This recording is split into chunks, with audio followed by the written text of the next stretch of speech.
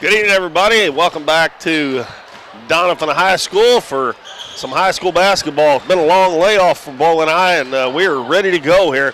And this week and next week, well, next week. Forget about this week. We do have one more game scheduled this week, but we'll have to wait and see about the weather on that one. But weather's supposed to warm up real good next week, and we got 4 games for you. I was going to go ahead and tell those games that we got coming up before we get this JV game started. Now, the girls are supposed to play Thayer on Friday night. Like I said, we'll have to wait and see if we get snow, how much we get, whether they're in school or out of school or whatever. And but next week, and we start on the 24th. Is that right? Yeah, the 24th. The Dons will be playing Kennett here. The 25th, the Dons will be playing Mountain Grove here. And the 27th, the Donettes play Kennett here.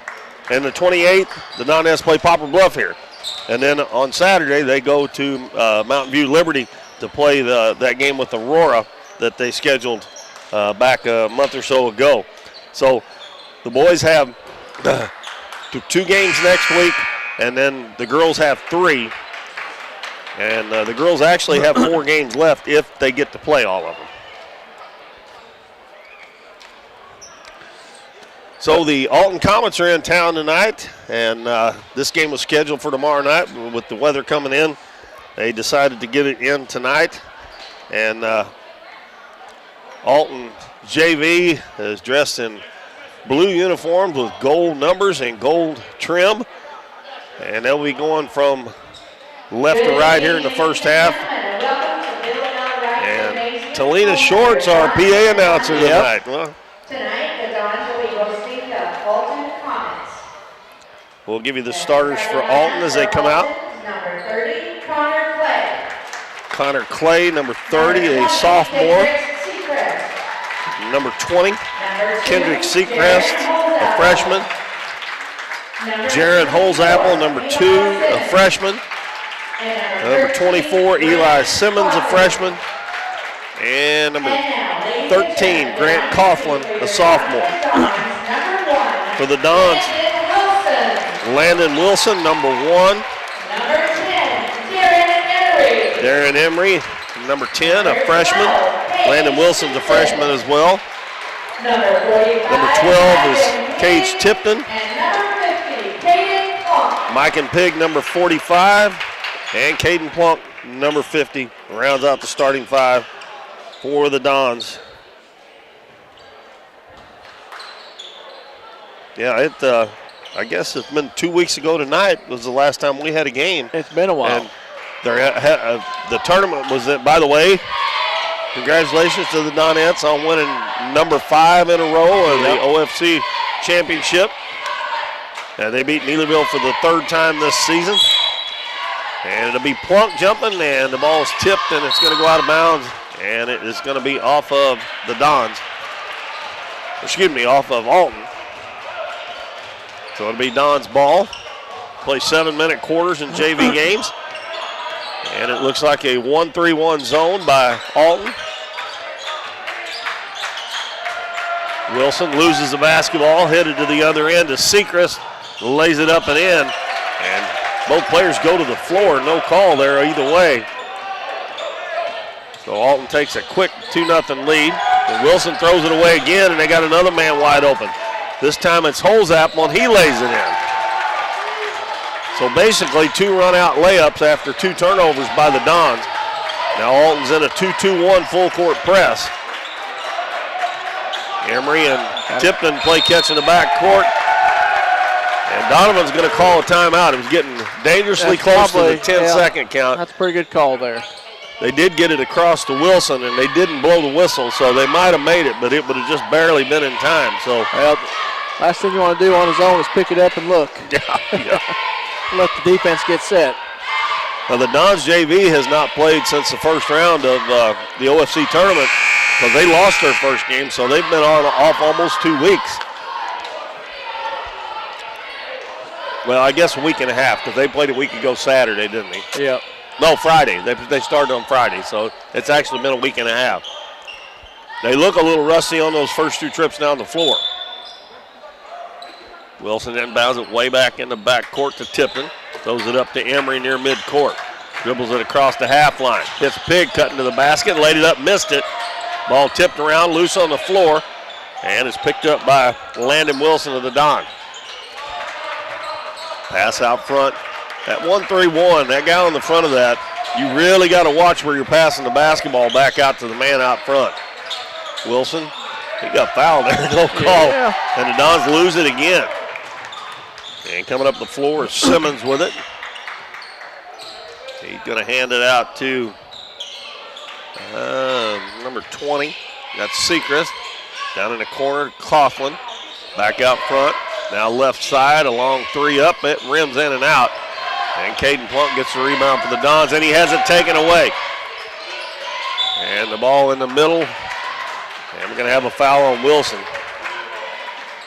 I never can understand why that big man wants to try to bring the ball up the floor instead of getting it to a guard, and he paid for it by getting it taken away from him. And bounds right underneath the basket. And we're going to call a foul again on the Dons. On the floor, they say. It's going to be on Emery. So the Dons pick up 2 quick fouls. Alton with a 4-0 lead, 5:28 to go first quarter. And bounce pass comes in to Holzapfel. Out on the wing to Sechrist. Out front, lefty puts up the shot. That's number 24, Simmons. He missed it. And Emery gets the ball for the Don. And they set up in that press after a missed shot and another bad pass. Bounce pass over, shot up and good by number 2, Holzapfel. All 3 of their shots have been layups or shots right under the basket, and he throws it away again. And a layup up, no good. Tipton's going to pick up the foul. And the Dons have not gotten off to a very good start. They've only got 1 shot off, I believe. Pig missed that one. Everything else has been a turnover so far. And shooting the free throws, Eli Simmons, and he makes the first one. That makes it 7-0.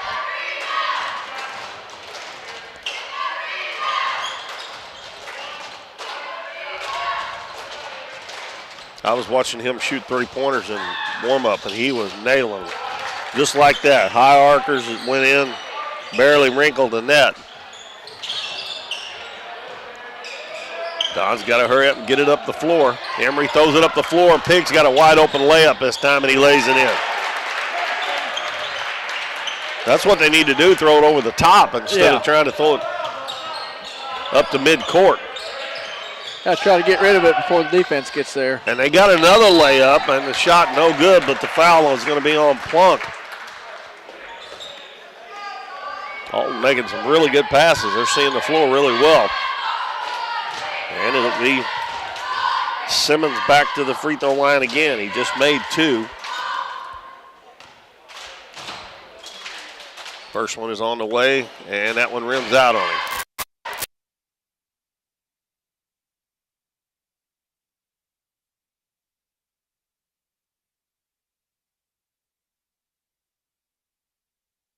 That one's short.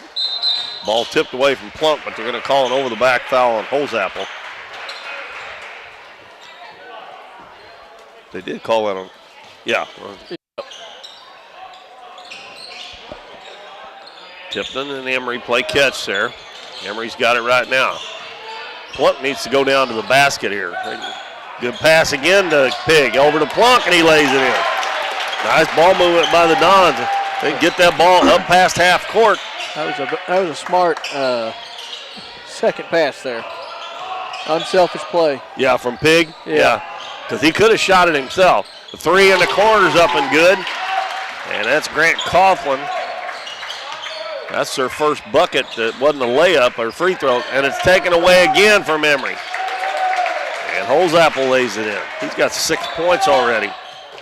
They get it in the middle of Pig, and he throws it up into the bleachers. 13-4 Alton.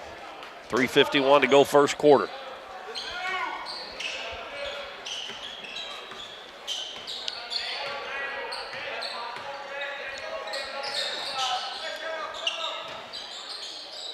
Holzapple's going to shoot another one. Yeah, that was a 2, I guess. He's got 8 points already. He's a pretty good all-around ball player. He shot that left-handed. Did he shoot that left-handed? I believe so. It was number 2 that made it, wasn't it? Yeah. Okay, well, number 24, Simmons, is the lefty, too. Number 1, Peyton Whalen, the sophomore, and number 40, David Atchison, a freshman, checks in for Alton. And coming in for the Dons will be number 14, Noah Dixon. And number 55, that is Zane Hinton. Plunk with a turnaround jumper is good. Little jump hook. That's 4 points for Caden Plunk. Pass down the floor. They kick it out to Whalen. Back out front to Sechrist. Again, Holzapple shoots a 3. This time he shoots an air ball. And it goes out of bounds to be Don's ball.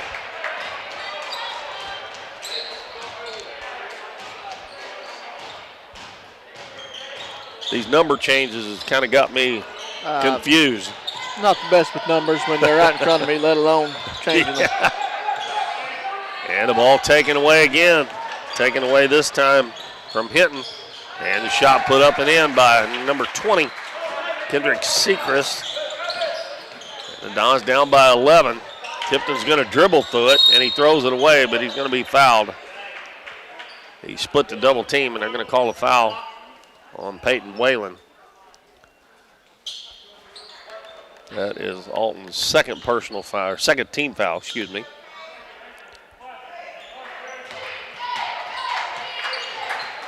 .11 lead with 2.5 minutes left first quarter for the Alton JV. And Dixon's going to be called for travel.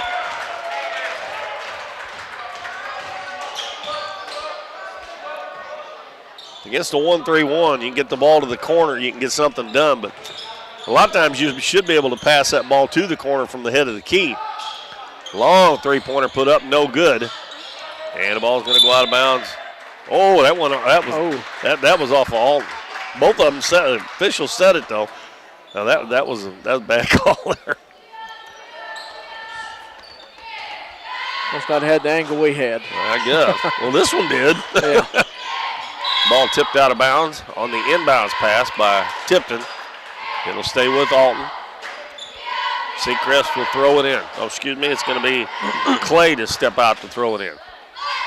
No, now it's going to be Whalen as they have 3 different guys go to throw it in. Finally, Whalen will toss it in to Sechrist. Over to Holzapple, another three-pointer. That was no good. Long rebound kipped all the way back to him. Hands it off underneath, and a block by Emery on Whalen. Emery gets the ball off to Tipton. Tipton dribbles into the front court. Out to Emery. Emery drives, nice bounce pass to Plunk, and he lays it in. Well, Plunk's off to a good start, got 6 points. Don's got to get some stops down here and get some rebound. Clay gives the ball off to Sechrist. Well, when the Dons break the press, they're getting some shots. Yeah, layups basically. But so is Alton. Yeah. They didn't break the press there, but they ended up getting a layup from Connor Clay. And they've had about 5 different guys score already. Pass up the floor, Plunk one-on-one, puts it up, missed it. And rebound comes down to Whalen for Alton. Outlets it to Sechrist. Passes it up the floor. Atchison takes it down, drops it off. Holzapple tips it in. That's 10 for him. Yeah, he caught that one in the air and put it in there. Don's throw it up the floor. Emery's pass is tipped. Going to be stolen. Oh, there's a nice play. And then the Dons throw it away again. And the layup is good. Holzapple's tearing them up. This Alton JV's a well-oiled machine right now. Yes, they are. Of course, the Dons are not taking care of the basketball. If they took care of the basketball, they wouldn't have all these layups. Tipton in the corner to Dixon. Out front. Not too much air under that pass. Tipton at the head of the key. Left wing. Plunk's going to try a three-pointer, and it's good. I really don't like to see him out there, but he made it. So one of those when you're hot, you're hot. And Alton almost throws it away. And the shot up, and it hits the cable with 0.4 seconds to go in the first quarter. And we got Simmons checking back in, also Coughlin. And Mike and Pig checks in, but the Dons are not going to get a shot off here. It's got to be a tip with 0.4. Tipton picks it up, and I think that was a little more than 0.4, but we've reached the end of the first quarter in the JV game, and it's Alton 23 and the Dons 11. We'll be back with second quarter action after the 60-second timeout on Current River Broadcasting. We see the potential of her and him and you, of where you're from and what you can accomplish. Because when you set your mind to it, there's nothing you can't do. But reaching your potential isn't just about achieving your goals. It's about helping others, supporting your neighbors, building your community, and investing in people that make a difference. Like her, and him, and you. Because when you're from here, that's just what you do. And from here, we can do anything.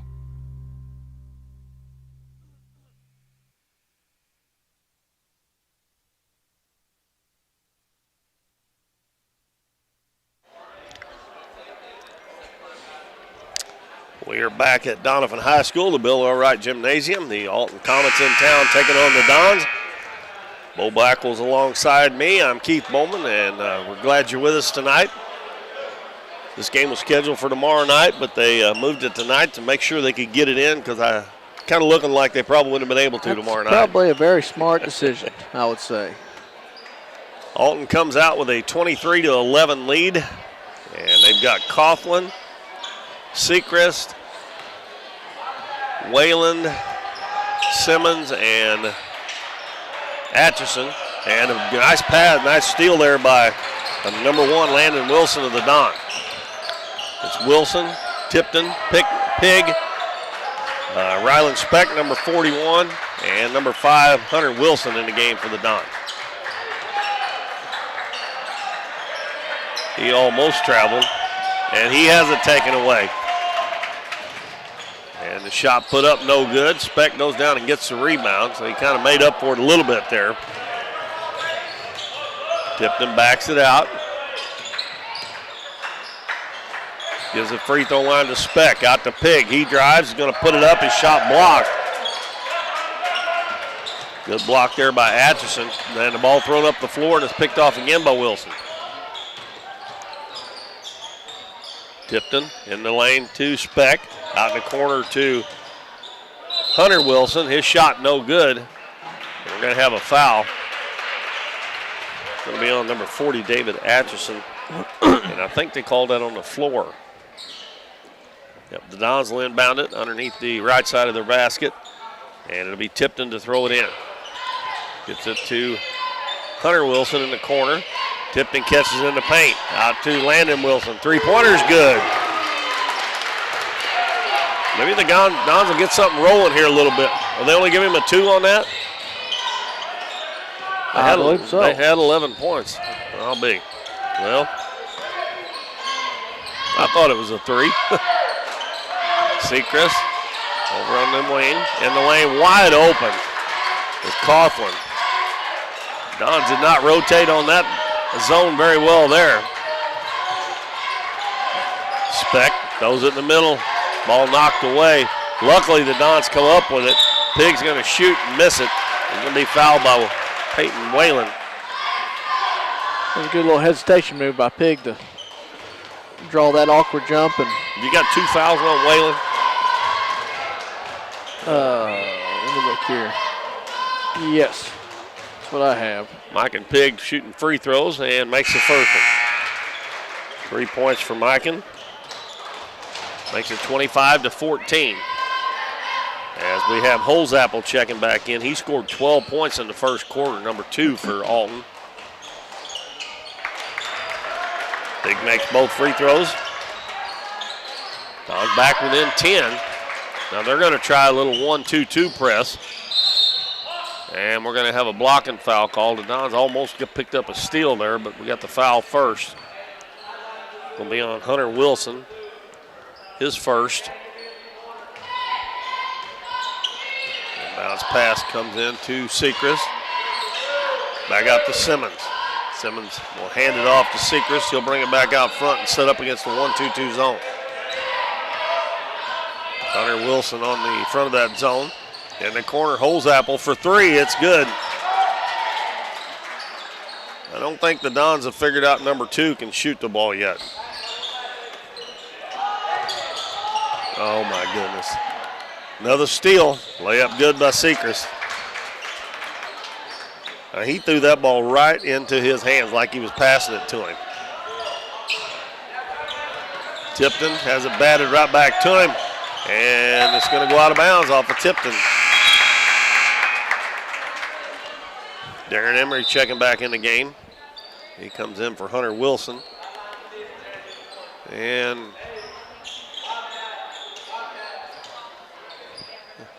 number 35, Caden Holman, comes in for Alton. And he's going to shoot one as soon as he comes in, and he makes it from the corner, three-pointer.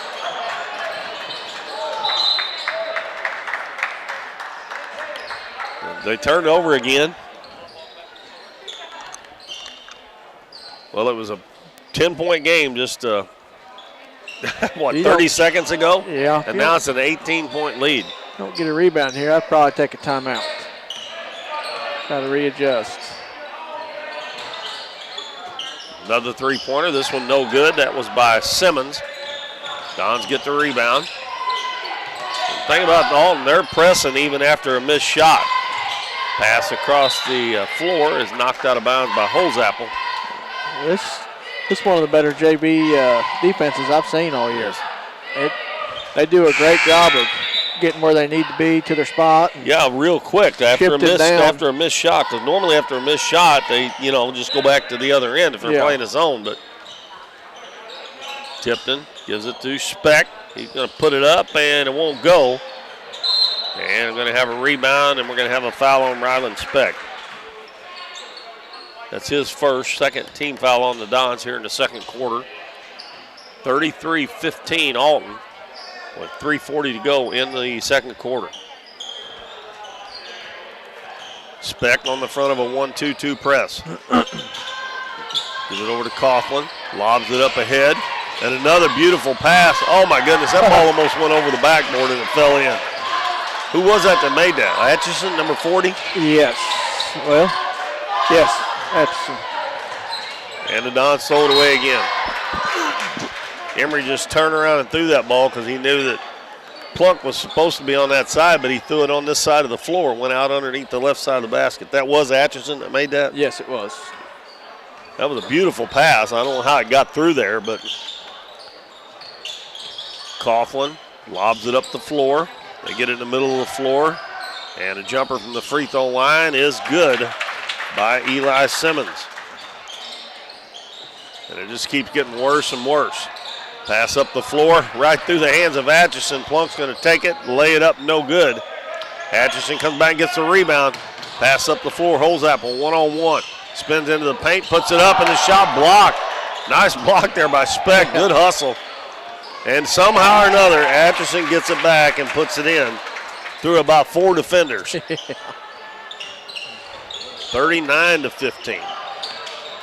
And we're going to have a foul in the backcourt. Tipton almost threw it away again. Connor Clay, number 30, and also number 15, Nathan Reedus, comes in for Alton. His first trip into the game. He's a sophomore. And we got Noah Dixon coming back in, number 14 for the Dons. That foul was on Caden Holman. That's their third team foul. Tipton gives it to Plunk. Yeah, I like the way Plunk's being aggressive tonight down around the basket. He has not done that this year for the most part. Well, you've said it many times. You wish they'd get it down there to him. And they are tonight. That foul on Connor Clay, his fourth team foul. Caden Plunk will be shooting 2 for the Dons. First free throw, bounces around, goes down in, and comes back out. 39-15, Alton on top with 2:23 to go in the first half. Plunk will try it again. This one's good. That's 10 points for him now. And again, they try to get it in the middle. This time it's picked off by Cage Tipton. He's met by Holzapple. Gives it right wing to Speck. Speck dribbles in the corner, gives it to Dixon. Back to Speck in the right corner. They'll bounce it back out to Tipton with 2 minutes to go in the first half. Tipton, left wing to Emery. Emery drives, lobs it underneath. Nice catch by Plunk. Reverse layup's good. 39-18. Try that 1-2-2 press. Got a couple of steals off of it, but most of the time Alton's been able to shoot layups. Holman dribbles to the right wing with it. Comes back out front. Gives it to Whalen. Whalen drives, throws it up off the glass, won't go, goes out of bounds off the Dons. Hunter Wilson back in for the Dons. And Grant Coughlin and Kendrick Sechrist back in for Alton.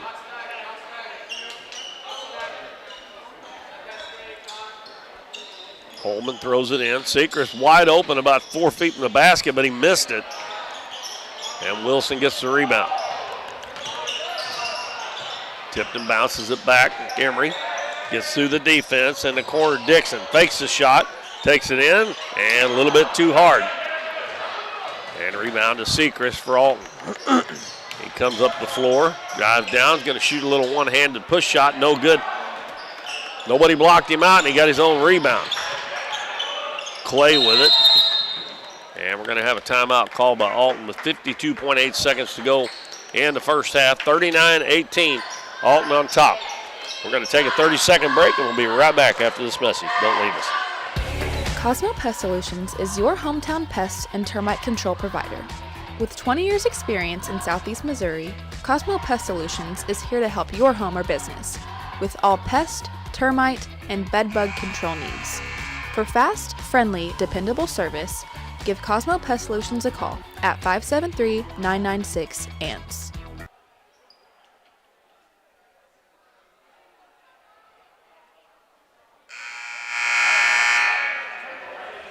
We got 52.8 seconds left in the first half. Alton's got a 39-18 lead over the Dons in the junior varsity game.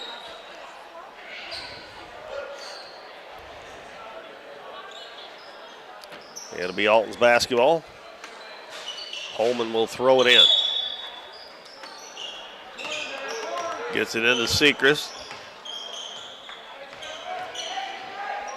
Over on the left side, Holman in the corner. Long high arcing threes, an air ball. That was by Nathan Reedus. Dons get the rebound, head the other way. Pass in the corner. Three-pointer up and good. Hunter Wilson nails a three-pointer from the left corner. 39-21. 25 seconds to go. Coughlin gets it over to Sechrist. Pass up in the front court. Clay out to Coughlin. And a three-pointer from the right side is no good. And the Dons got a chance to score here again for half. Got 9 seconds. And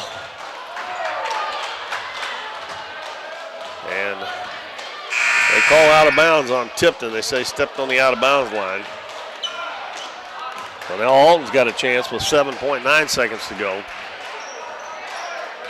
But that's bad. You get a chance there and you don't even get a shot off. Sechrist over to Coughlin. Gonna fire three, no good. And that's the end of the first half and our score. Alton 39, Doniphan 21. Alton scored 23 in the first quarter, 16 in the second for a total of 39. Dons had 11 in the first, 10 in the second for a total of 21. Alton 2 of 4 from the free throw line. The Dons 3 of 4. All right, for the scoring for the Dons, I've got Hunter Wilson with 3, Pig with 4, Plunk with 12, Wilson with 2, and over to Alton side, Got Coughlin with 5, Clay with 2, Holman 3, Atchison 4, Holzapple 15, Seacrest 6, and Simmons 4. Well, the Dons just definitely turned the ball over too much in that first half.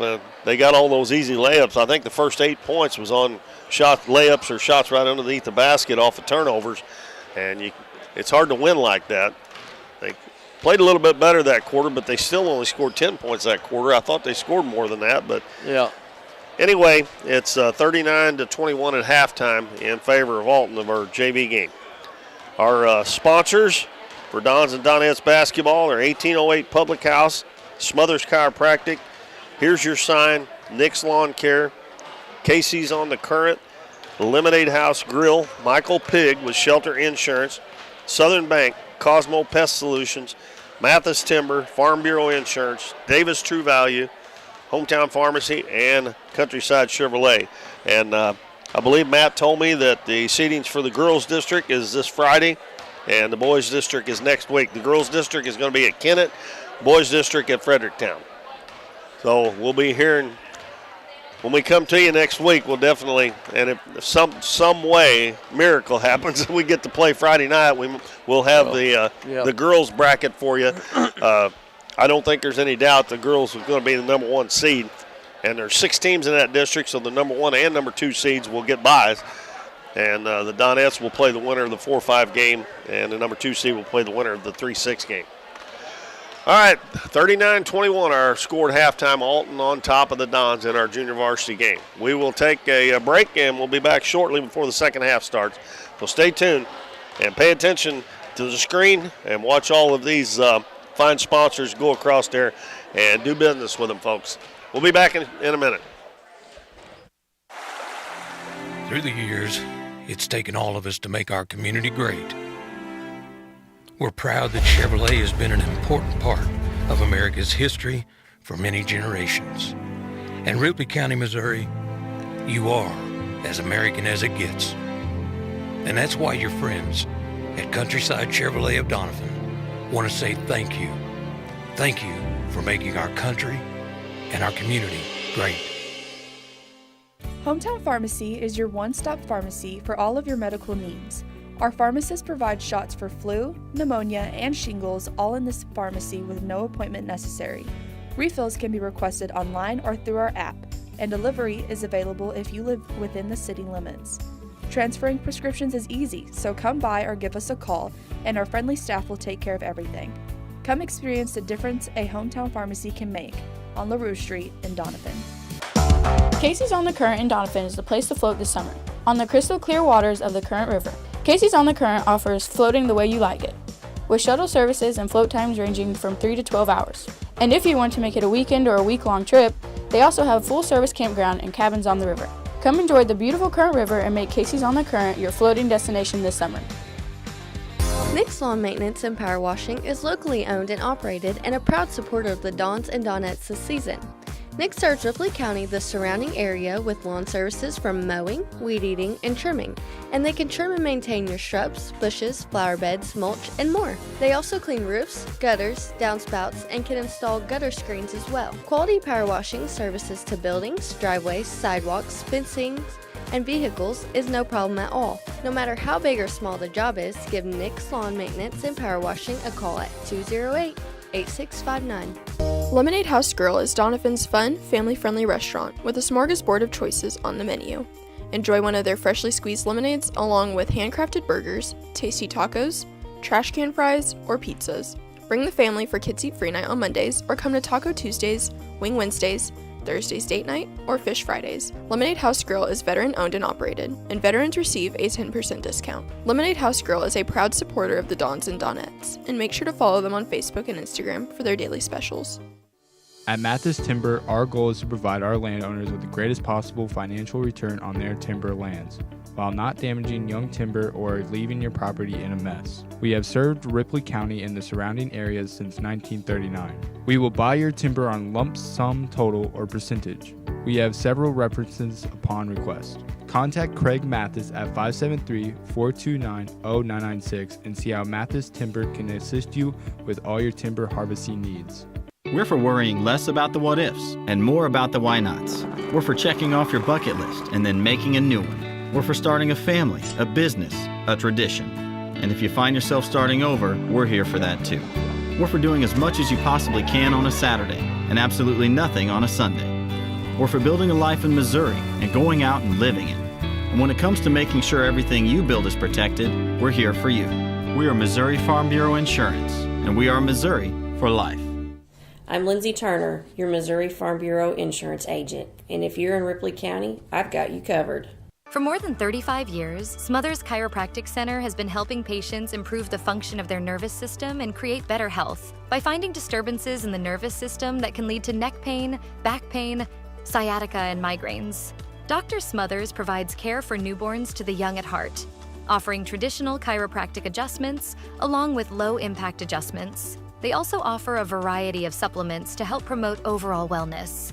Contact the friendly staff at Smothers Chiropractic Center so you can be your best. Davis True Value is proud to sponsor the Dons and Donettes for another exciting ball season. Just like the Dons and Donettes, Davis True Value knows hard work wins the game. They are your selection, service, and savings destination hardware store, serving the area with paint, plumbing, electrical, lawn and garden, and housewares. Your local True Value hardware with so much more. From window repair to chainsaw sharpening, we are the store of first choice. Behind every project is a True Value. Need something printed and need it fast? Bring it to Here's Your Sign in downtown Doniphan. Plastic, metal, and magnetic signs are available, along with banners that can be printed in the size you need. Here's Your Sign can also do vinyl, silkscreen, and embroidery prints for hats, t-shirts, bags, cups, and many other accessories. They have a variety of clothing brands to choose from and specialize in your custom shirts and business advertising needs. No job is too big or small. Give them a call or stop by Here's Your Sign on State Street in downtown Doniphan. Oh, did you get us switched over to shelter insurance? Actually, I found a deal online. You did? Does your deal come with award-winning customer service? Oh, I'm not sure. Does the deal include a local agent? Doesn't actually say. Can we create a customized plan that fits our needs? Let's just call the local shelter agent. For insurance that fits just right, find a shelter agent near you. We're your shield. We're your shelter.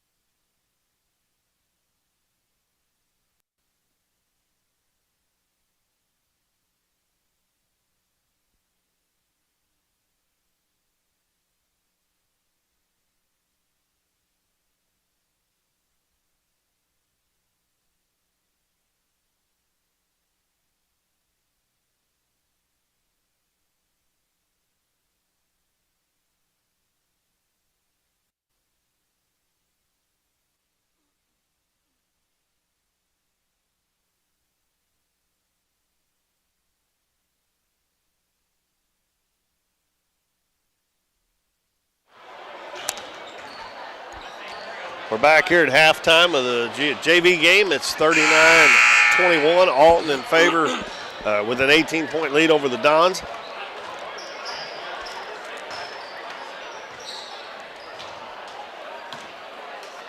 And hopefully the coaching staff for the Dons got something figured out there at halftime. Make some adjustments and how to make sure that they get the ball up the floor, because the few times that they did break the press, they got some really easy buckets, and it's just they turned the ball over way too many times to be able to stay in the game. They've got to get a little run here to get back in the ball game, because right now they're not in it. I mean, I'm sure Coach Dillback told them, you got to get rid of it. You can't let the defense get set every pass on the press. You got to try to speed it up, get it up the floor, and every time the Dons have got it up the floor and made that pass up ahead, they've got something. Almost every time they've turned it over, they've either turned it over in the back court or at midcourt. And if they threw it over the top, they got some easy shots. Dons have the ball first. Tipton Bounces it to Pig. He's going to shoot a three. That's a little bit long. And the rebound run down in the corner by Emery. He got a path to the basket. He put it up and he short-armed it a little bit. And the rebound comes down to Alton. Number 24, Simmons. Hands the ball to Coughlin. Over on the right side to Sechrist. Out front to Holzapple. He had a big first half. In the paint to Clay. He kicks it out. Now in the lane to Holzapple. Back out in the left corner, Coughlin. That one no good. And an offensive rebound. Shot no good. And they just keep getting offensive rebounds. Holzapple out front. Sechrist fakes the three. Gives it to Simmons. Coughlin will drive over on the right side. Gives it in the corner to Holzapple. Dons converge on him. Dribbles back to the right wing. And a three-pointer put up from the left wing. No good. Ball tipped up, no good. And the Dons still can't get the rebound. Tipping it out instead of getting the rebound. Good block by Emery. Here comes Tipton. And good hustle there by, what number is that? Number 24. Simmons come up from behind Tipton and tied him up without fouling. Kind of hard to do, but he did it. Arrow favors Alton.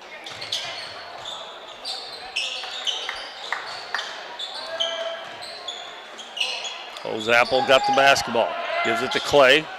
Clay throws it over on the left side to Sechrist. His three-pointer no good. The ball's tipped, but it goes to Mike and Pig. Plunk was wide open underneath the basket. Tipton didn't see him. They have not been able to get that ball to the baseline against that 1-3-1, and the Dons throw it away again.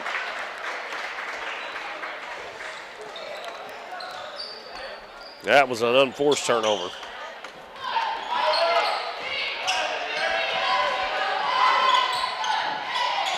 And Emery gets a steal. He's got a layup on the left side, and he lays it in.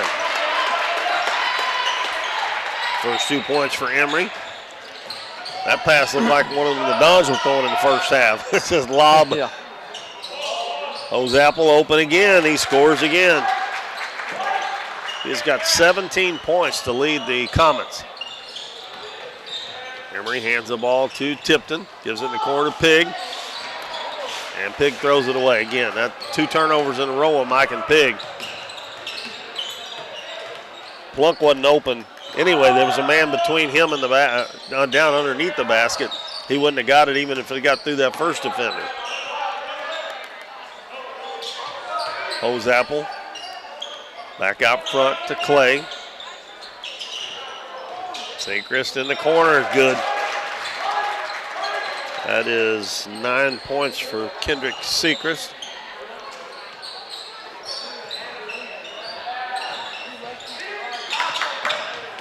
Tipton's going to drive, sidestep the defender, puts it up and gets it to go. I've got that's all his first 2 points. That's his first 2. Well, he usually is their leading scorer most of the time, so that tells you right there one of the reasons they're down. Yeah. And Tipton gets a steal. Going to go down, lays it up, it's good, and he's fouled. Sechrist tried to contest it there. He'd have been better off if he'd just let Tipton shoot the basketball and go on by. Well, Tipton will have a chance for a 3-point play. Ryland Speck and Hunter Wilson check in.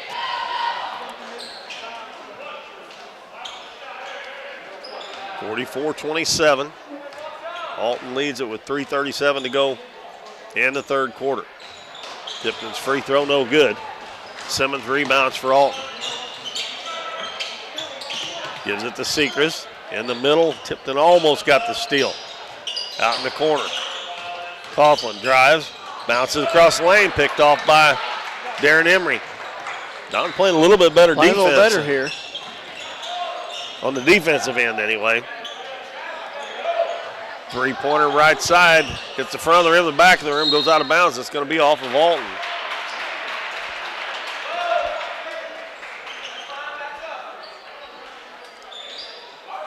Caden Plunk, who had a good first half, hadn't got the ball yet this half. Inbounds pass comes to Wilson. They get it inside to Plunk. He takes it in, gets fouled. Gonna call it before the shot, though.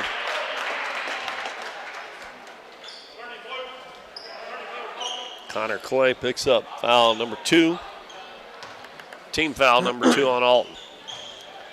Inbounds pass comes to Tipton. They get it right back to Plunk. Turns to the baseline. He missed the shot. And here comes Alton. Pass up the floor. Hoseapple takes it in, lays it up off the glass and good. Hoseapple's just a freshman, too. He's going to be a ball player. Plunk on the baseline. Back out front. Speck drives, spins, shot up underhanded, no good. Speck and Plunk rebound, fight for the rebound, and Speck got it and missed a shot. And here comes Simmons for Alton. 19-point lead for the Comets. Back out front to Sechrist. Left wing, Hoseapple. Back out front to Sechrist. Now left wing to Simmons in the paint. Clay missed the turnaround, little half hook there. And then, oh my goodness. Hoseapple gets the basket. Sorry, folks. I just a little aggravated right there when the Dons had 4 players in the back court and they had 1 and they stole the ball. Mike and Pig and Noah Dixon check in for Doniphan. And Peyton Whalen and David Atchison check in for Alton. Now that was bad. You got 4 your team there and you throw it right to.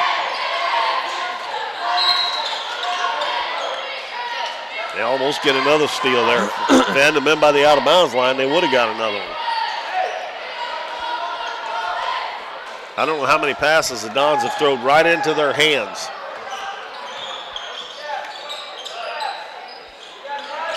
Bounce the Pig, gets too far under and he throws it away.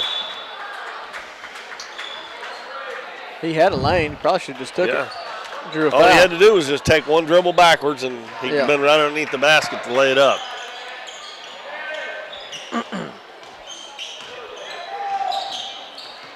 Sechrist gets it in the middle. Atchison drives, going to put it up and no good. Battling for his own rebound. I think he lost it off his leg.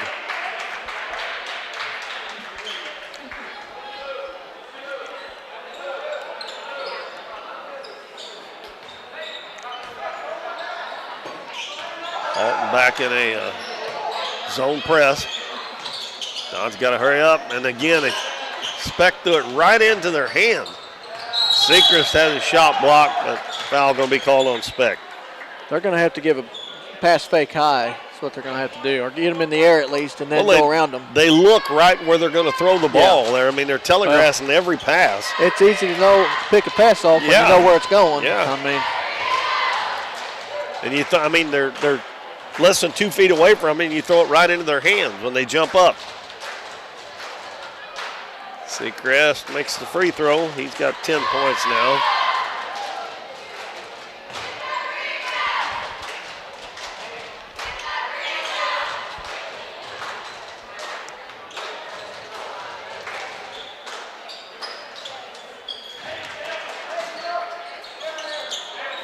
That's 11 for Sechrist as he makes the second free throw. Dixon over to Tipton. Up in the front court to Pig. Bounces underneath the Dixon. The ball knocked out of his hands, but he touched it last. Unlucky possession there. Zane Hinton checks in for the Dons, number 55.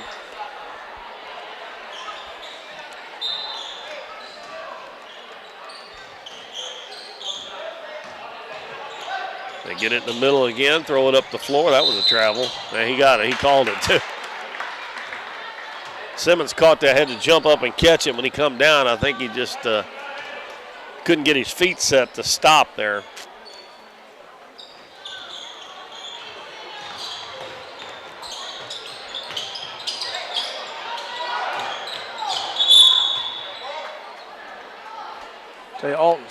They are pretty quick. They do a good job of getting to their spots on this press. Don's got to get it and go. They've not thrown it over the top like we talked about one time this half so far. Shot put up and no good. That was by Simmons, and we're going to have a foul on Alton. And again, they stole the pass because it just floated out there in the air.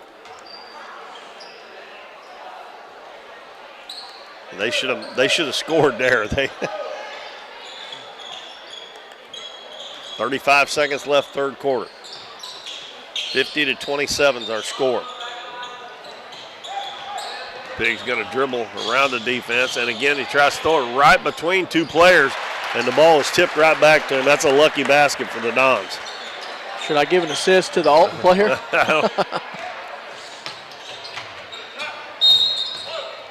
Again, he got lucky. He tried to throw the ball right through two defenders instead of either throwing it over the top of them or bouncing it in between them. You don't see very many bounce passes, and no.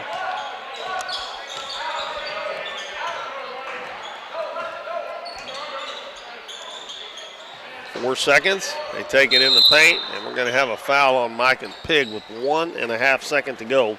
As good as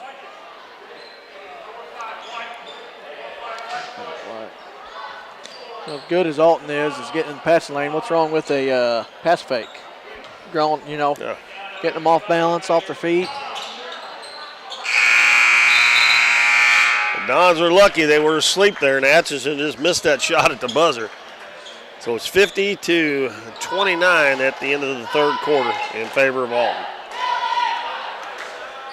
You're watching the Dons on Current River Broadcasting. We'll be back in 60 seconds. We see the potential. They didn't even see him throw that ball in bounds. And him. They didn't even see and him. You. Of where you're from and what you can accomplish. Because when you set your mind to it, there's nothing you can't do. But reaching your potential isn't just about achieving your goals. It's about helping others, supporting your neighbors, building your community, and investing in people that make a difference. Like her, and him, and you. Because when you're from here, that's just what you do. And from here, we can do anything.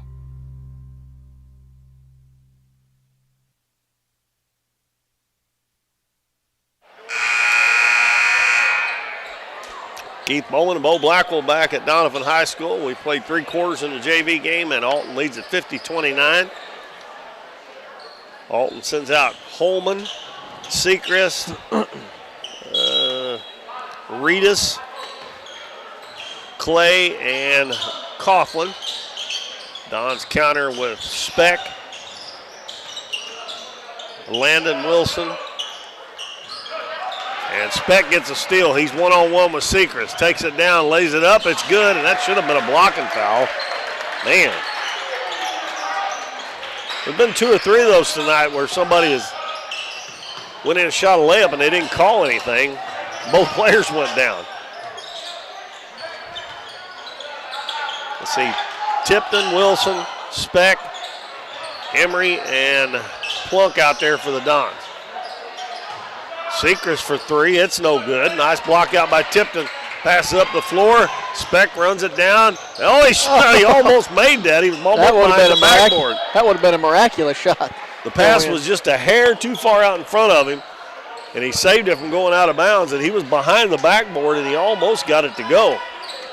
Well, he's got some long legs. He can get down that floor in a hurry. Doesn't take very many steps. Yeah. 50-31 Alton. Holman tied up, gets it to Coughlin. Now back out front, Sechrist. Left wing to Reedus. In the lane, Coughlin. Kicks it out to Sechrist. Don's still playing hard. They're trying to get that ball, knock that ball away when they went into the lane there. Sechrist bounces into Coughlin. He's double teamed. He gets it up, no good. And Wilson gets the rebound for the Dons. Shortest man on the floor got the rebound for the Dons. Tipton gives it to Emery. Emery's going to drive, kick it back out to Tipton with 5:15 to go in the ball game.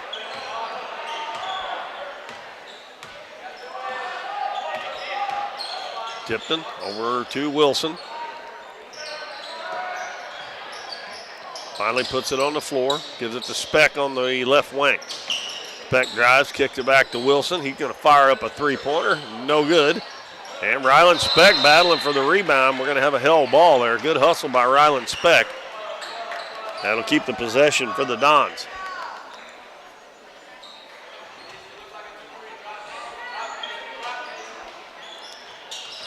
Inbounds, goes right back to Plunk. He puts it on the floor, gets it knocked away, kicks it back out to Tipton, and he traveled.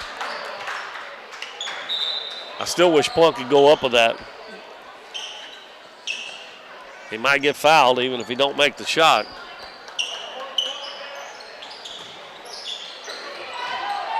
Alton inbounds it. Reedus gets it across the half line. Gives it back to Coughlin. And he traveled. We're trading turnovers here in this quarter. So far, the Dons have the only 2 points, and we've played 2.5 minutes almost.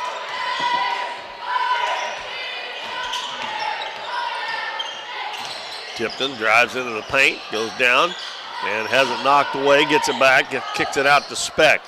Speck tries to throw it across. It's picked up in the corner by Emery. Bounces down low, knocked away again, and stolen. Yeah, one too many passes that time, I think. They probably could have shot it. Emery's not much on shooting the ball, though. He's just a little timid about shooting, I think. Sechrist in the corner, throws a skip pass.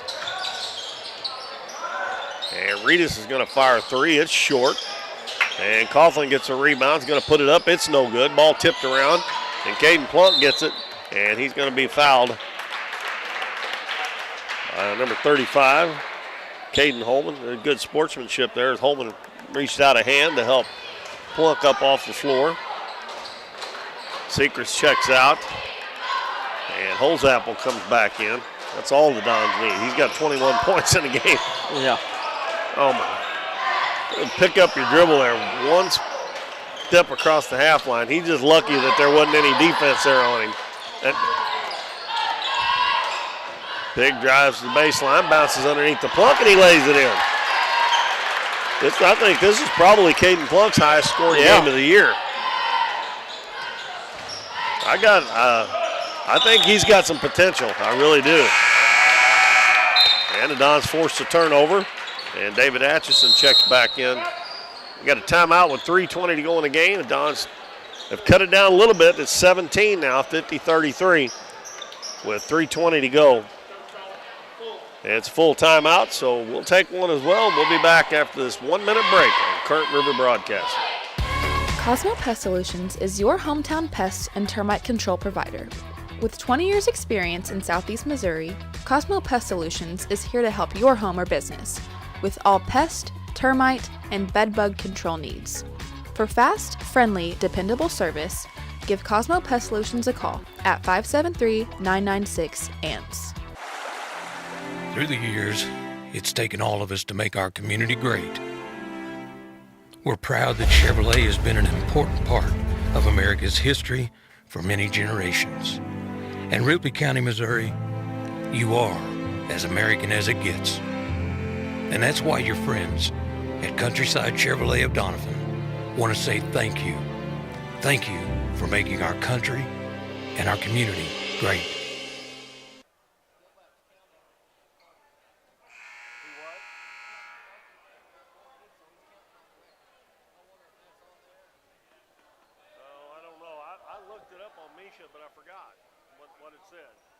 It did actually put on there that they won the game on forfeit on Misha, but I forgot what the record said though.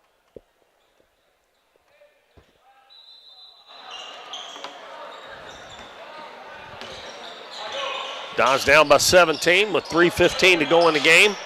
They've got the basketball. Tipton gives it to Plunk. He's going to take it up and he's going to be fouled. And I'm liking more and more the way he's played here tonight, and hopefully the last couple games of the season that he'll keep this up because I'd almost say he'll be on the varsity next year anyway, probably. hopefully he'll keep growing a little bit too. I have no idea how big his parents are or anything, but he's about probably, 6'2" now, I think? Yeah. And he's only a freshman. He does miss the first free throw. But he's had a good ball game tonight. Just hadn't got him the ball quite enough. Second one's good.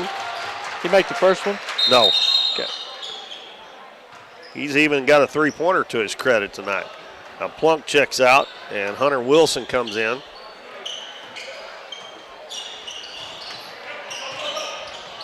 Don's zone press. Atchison gets it over to Hoseapple.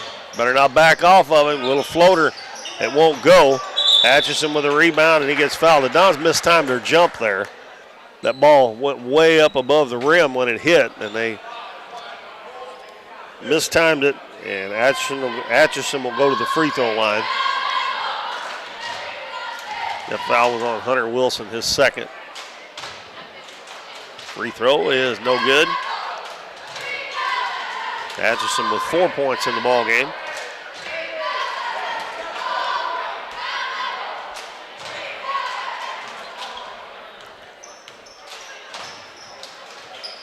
That one's short. Mike and Pig gets the rebound for the Dons. Under 3 minutes to go now. 2:50 left in the game. Tipton drives, hands the ball off to Hunter Wilson. He drives into the paint all the way to the hole, puts it up, and we're going to have a foul as Wilson gets knocked down. And again, number 35, Caden Holman, goes over to help him up. That's the second time. I don't know if the foul's on him. They're going to call it on Atchison, but that's the second time that Holman has went to help one of the Dons players up and they got knocked down. Hunter Wilson made a three-pointer in the first half. He's got 3 points. Boy, that was a line drive. That didn't have a chance. It never even got it up over the top of the rim.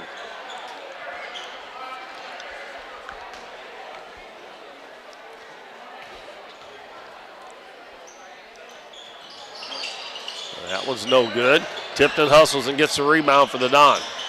Drives baseline. He's tied up, bounces into the spec, and he lays it up, no good. Battling for the rebound. Tipton's got it down there, and he's tied up. Got to be a jump ball. They both had to hold the ball forever. My goodness. Coughlin, and we're going to have a timeout called by Alton with 2:21 to go. As fast as you see him call them sometimes, there's got to be one there. Well, I mean, I guarantee they both had a hold of him for at least 2 seconds. Yeah. And usually, most of the time, if they just touch it, they call a jump ball. I think it was 2:21 to go. Yeah. It's 50-34. Alton's not scored a point this quarter. But the Dons have only managed to get 5. But they have played better.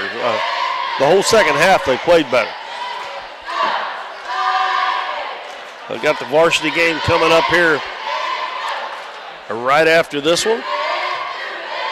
Dons lost on Saturday in overtime to South Pemiscot. I went up there and watched the game at Three Rivers, and they had a chance to win it. They just couldn't quite get it done. And Bo and I are trying to figure out if they're 12 and 11's right. Okay, yep, that's correct. That's counting the South Pem game too, and as a loss and forfeit in Clarkton. Okay. Yep. So it's up to date. Dons are 12 and 11. Alton's varsity 7 and 15 on the season. Yeah, the Dons had a chance to win that one Saturday, and Bo and I were talking off air a while ago. If they'd have won that, they would have been 13 and 10 right now. Got to win tonight. If they can get one tonight, they'd have been 14 and 10. That definitely helped in their seedings for the district tournament. Because they got Kennett next week, and Kennett's been playing really well.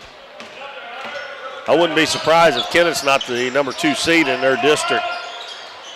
I would say you're behind probably Notre Dame. I'd say you're probably right. Hunter Wilson with a steal, lays it up, and it's blocked by Atchison. But there's Speck again with another loose ball for the Dons. And he turned to the baseline, and they're going to call a foul. Rylan Speck's all over the place. That's the third foul on Atchison. That is only the 4th team foul, so the Dons, they're going to give him 2 shots on that? You have 3 or 4 on Atchison? I have 3 is what That's I what I got. Well, they got 4 on the board, so I guess that's right. I'll mark it. Now they decided that that's not a I didn't think it was a shooting foul. Sechrist is coming back in. Tipton throws it way out front to Pig, and it's taken away from him. And the shot is up, no good, but it's tipped up and in by Hoseapple.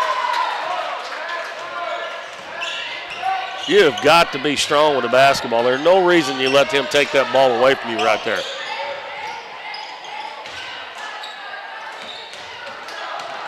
Speck drives. Finger roll with a little English, won't go.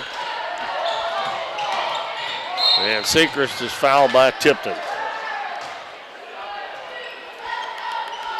Only the second team foul. And we got Dixon, Hunter, and Landon Wilson, and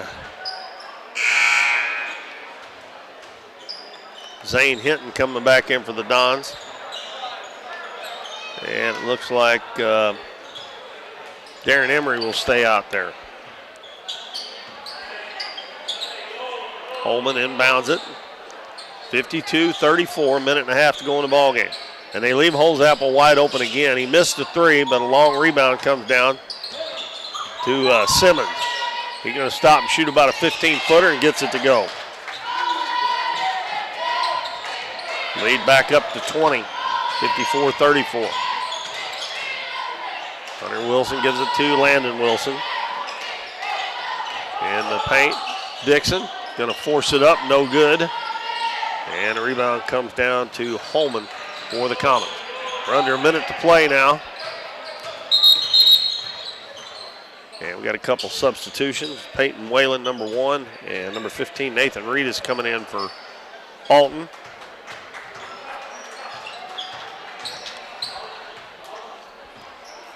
Simmons inbounds the ball to Sechrist.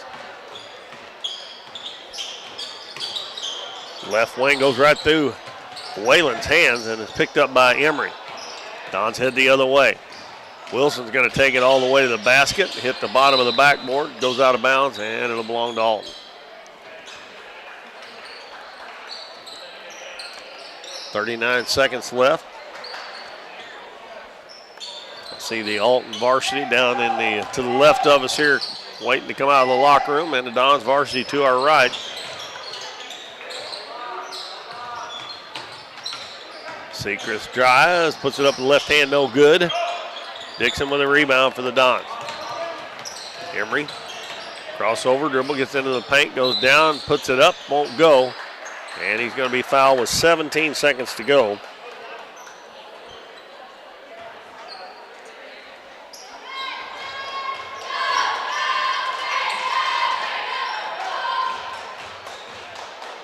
And David Atchison's going to check back in for these last 17.4 seconds. Emery's free throws, no good.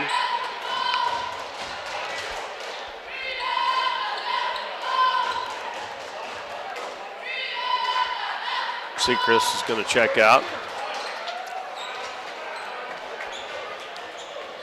It's a 20-point lead for Alton. Emery's next one is too hard. Atchison with the rebound. Gives it to Whalen. Whalen drives, spins into the paint, puts it up, and it won't go. Atchison with the rebound. He missed it. Ball goes out of bounds with 5.5 seconds to 5.4 seconds to go. And it'll stay with Alton. So Alton's going to win this game. All we're waiting to see right now is what the final score is going to be. Ball comes inbounds. And Alton's just going to hold it. So our final is 54 for the Comets and 34 for the Dons. The free throws, let's see, they were 2 of 4 this half, just like they were in the first half, so they were 4 for 8. And I think I forgot to mark one the Dons made here in the second half, but they only made 2 out of 7 is what I have.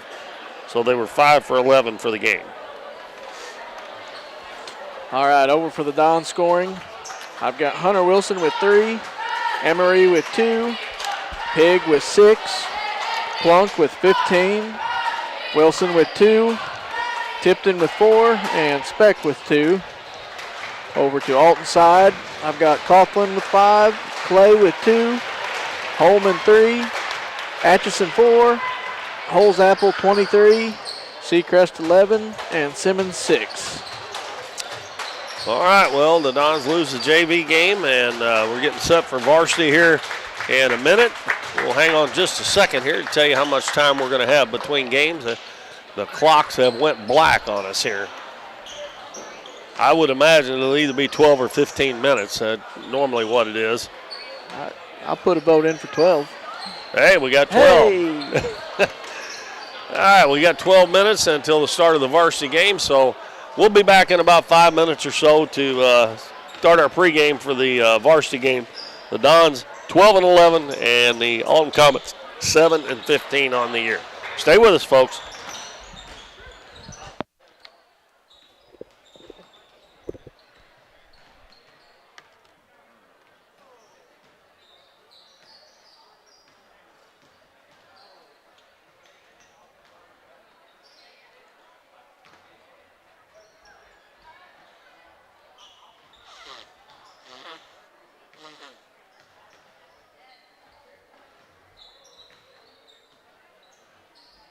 I was at the Raiders. I was watching the Raiders play. I think it was during the men's game. Now, it may have been during the women's game. I can't remember. I think it was the men's game. And I sit on the far side. I always sit on the far side up close to the top up there by where they do the broadcast from. I just like sitting up high. And I walked around and I seen the guy from Elsinore that I know. He was sitting on the top row, so I walked up behind him, looked over, and I said, "Hey, what's going on? What are you doing?" He said, "Oh, I'm watching some ball game." He was watching the game there. He had the Mizzou game on his phone.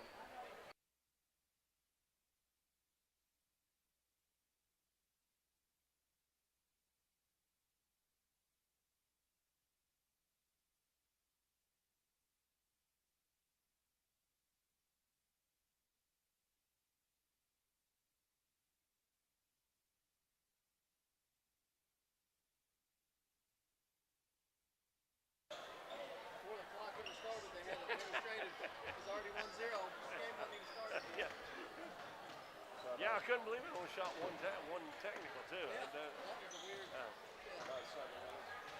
Yeah. Yeah. And weird with the shoot. Yeah, I thought it was always 2, no matter what. But I guess maybe it's different at the start of a game like that. Yeah. I guess you just don't ever see that in college, so No. never knew. No. Yes. No, normally that's taken care of. I would imagine there was a dirty look from the coach right now. Somebody not right.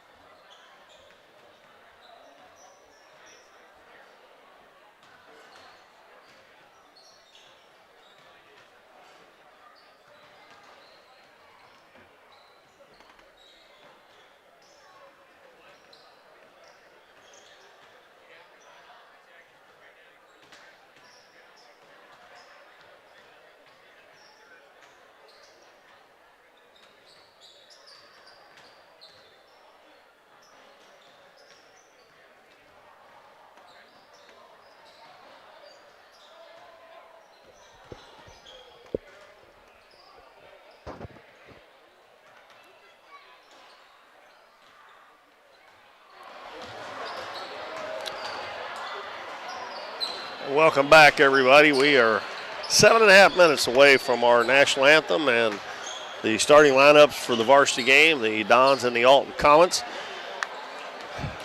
As I said a little bit earlier, the Dons are 12-11 on the season. Alton is 7-15. Alton is averaging 56.2 a game and giving up 63.1. The Dons are averaging 55.7 and giving up 57.4. This is since 2008, will be the 9th meeting between the two teams, and they've actually won 4 apiece in the previous 8. And they've had 5 common opponents, and the Dons are 3-2 against those opponents, and Alton is only 1-4 against those opponents. The only win was for Alton was against Summersville. They won by 5. The Dons beat Summersville by 16. Now for the Dons team stats, they're shooting 51.3% from 2-point range, which is really good. The free throws percentage is so-so at 60.6. They're averaging 30.5 rebounds a game. Individually, Emmett Jones averaging 19 points a game, almost 61% shooting from the field, averaging 9 rebounds a game. Corey Haygood averaging 14.8 a game, shooting 70% from the free throw line. Tyler Lowry at 8.1, Lansing Todd 4.4, Lane Allen 4.1, and Waylon Kelly 3.8. I mentioned a little bit earlier, we have one more game this week, but of course that's going to depend on the weather. The Donettes are supposed to play the Thayer Lady Bobcats Friday night. If they have the game, we'll have it here on Current River Broadcasting. And the next week we got 4 games in 5 days. And the first one will be Monday the 24th, and that will be the Kennett Lady Indians here to take on the Donettes. Tuesday the 25th, the boys will host Mountain Grove. Thursday the 27th, the boys will host the Kennett Indians. And then Friday, the Donettes finish out their home schedule against the Poplar Bluff Lady Mules. And also, a week from Saturday, the Donettes will go to Mountain View Liberty to play Aurora. And that will be the final regular season game for the Donettes. Seedings for the district tournament for the girls is Friday. And the one for the boys will be sometime next week. Probably early in the week, I would think, because the tournament will probably start the following Monday. I'd say 2 weeks from today, districts will start. Yeah. They used to start those on Saturdays when they had 8 teams in each district, but anymore, some of them only have 5, some of them have 6, and there's very few of them, even in the smaller classes, that has 8 anymore. Yeah. You're seeing, boy, more and more when you look through the list of teams on Misha, you're seeing more of so-and-so with, you're seeing teams combining. Yeah, there's a lot of small. There's a lot of small schools like that, are having teams that aren't the next year, and it's throwing a curveball in a lot of classes, I can tell you. Yes, I'm sure it is. A lot of travel in there from getting to one place or the other, if it's 2 different schools combined. Yeah, well, like last year, the Donettes district, Notre Dame technically should have been Class 5, but because there was 7 girls teams in the state of Missouri that did not have a girls team that year, it automatically had to keep them. And then championship points and all that, now they're 6. Yeah. And the Donettes would have been playing in the state tournament last year if that hadn't happened. Yep. Well, that's the way it goes. They got a chance to redeem themselves coming up starting 2 weeks from actually they won't play till the semifinals, which I'm not really sure what that'll be on Tuesday, or probably on Tuesday, I would say, 2 weeks from tomorrow night. So with the season winding down, don't have much time left here, but we are going to be busy next week. And I looked at the weather, and it's going to be really, really nice next week. A couple days even up, going to get up to 60. And I looked at the last 3 days on my 15-day forecast on my phone. It was 64, 65, and 64, March 1st, 2nd, and 3rd. So, well, I tell you, I know a lot of people don't like the cold weather, but when districts get here, district's weather is cold to me. It's got, it's got that feel to it. Yeah, well, that's true. Well, it's going to be pretty warm this year, it looks like, at district tournament time. We'll go through our sponsors here real quick before we have our national anthem. Countryside Chevrolet, Hometown Pharmacy, Davis True Value, Farm Bureau Insurance, Mathis Timber, Cosmo Pest Solutions, Southern Bank, Michael Pig with Shelter Insurance, Lemonade House Grill, KC's on the Current, Nick's Lawn Care, Here's Your Sign, and Smothers Chiropractic.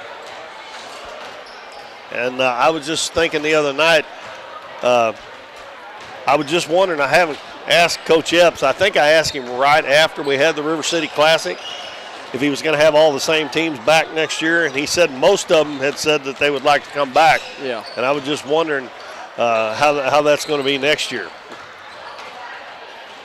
Well, I really enjoyed it. It's good to have something like that early and get the fans already. Yeah. All the teams in there and good.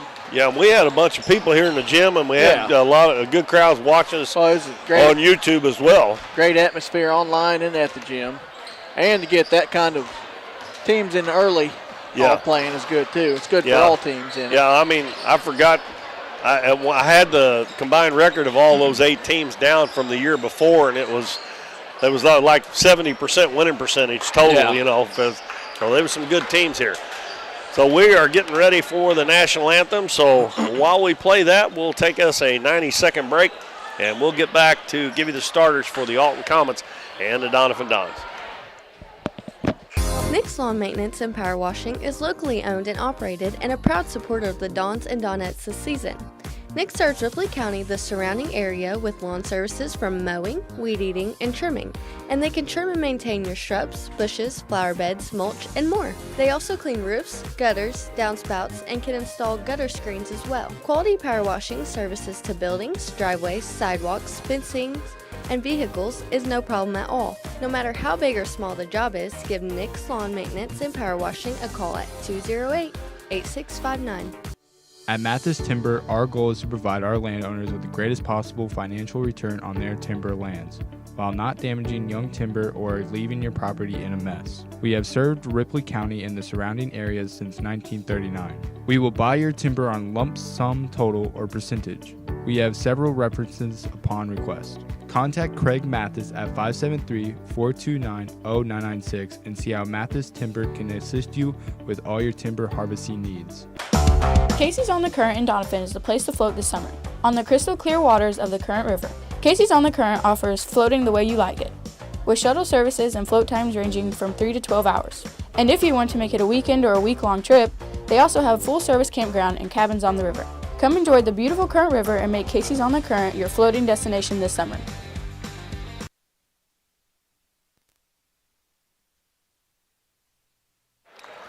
That was our DHS choir. Very good job. All right, the Alton Comets are coached by Christian Robbins. They are 7-15, I believe, is their record. Alton and their varsity lineup. And we'll give you the starters as they come out. Number 1, Caden Willard, a sophomore. Number 2, Jacob Ruddy, a sophomore. Number 15, Jaden Cisco, a senior. Number 24, Corbin Tharp, a sophomore. And number 11, Cade Clary, a sophomore. Man, look at 5 sophomores. Yeah, wow. Corey Haygood, number 2 for Coach Dilbeck and the Dons. Number 21, Lane Allen. Emmett Jones, number 23. Tyler Lowry, number 30. And number 35, Lansing Todd. Alton with blue uniforms and gold numbers. And number 24 is a big old boy for a sophomore, I'm telling you. Which actually, he's not any taller, I don't think, than Corey Haygood is he? Probably 6'3", maybe a little bit. He might be 6'4". Wow, I can't believe they're starting 5 sophomores. Though. Yeah. And none of those kids played in the JV game. Haygood gets the tip, tips it back to Tyler Lowry. And it looks like a Well, not really sure here. It almost looks like man-to-man, but they're not playing man-to-man. Matchup zone. Don's working around the perimeter. Get it into Emmett Jones. Muscles it up, no good. And Tharp gets the rebound. He gives it up to Clary. And Corey Haygood had the steal and couldn't come up with it, and they get it down low, and it's shot up and in by Jaden Cisco. That was a bad break there because the Dons had the steal and probably a layup. Pass in the middle. Allen hits Tyler Lowry in the corner. Three-pointer put up and no good. Ball tipped out. Excuse me, that was Lansing Todd with the shot. Haygood out to Tyler Lowry. Goes through his leg, but he picks it up before it goes out of bounds. Take it back out front. Pass down low to Todd. Bounces in the lane. Emmett Jones going to take it up and gets it to go. Well, the Dons will start out with a 1-2-2 press. Alton gets it into the front court. Ball knocked away. It's going to be picked up by Lowry. I think that was Haygood that got a hand on that. Haygood in the corner. Lansing Todd fakes the three, gives it back to Haygood. Out to Lowry. He's going to fire up a three. It's good. Dons go up 5-2 after Alton got the first bucket. Ruddy and Willard play catch in the back court. They get it up in the front court. And it's Willard with the basketball now. Dons in a 1-2-2 zone. The right wing, the ball goes to Clary. In the corner, a long three-pointer put up, no good. And Emmett Jones gets the rebound for the Dons. We're going to have an over-the-back foul called. That was Ruddy that shot that ball from the corner. And they called that on number 15, Jaden Cisco. Dons facing full court pressure. Pass it over the top. Lowry out in the corner. Three-pointer by Todd. It's no good. Lansing been struggling a little bit the last couple of games. He's usually a pretty good three-shooter. Lowry's going to try another one. This one no good. Todd with the rebound. Going to take it back up. No good, but he's fouled.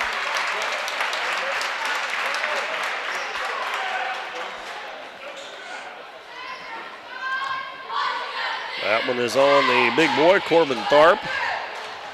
And Lansing Todd will go to the free throw line. Steps up there and makes the first one.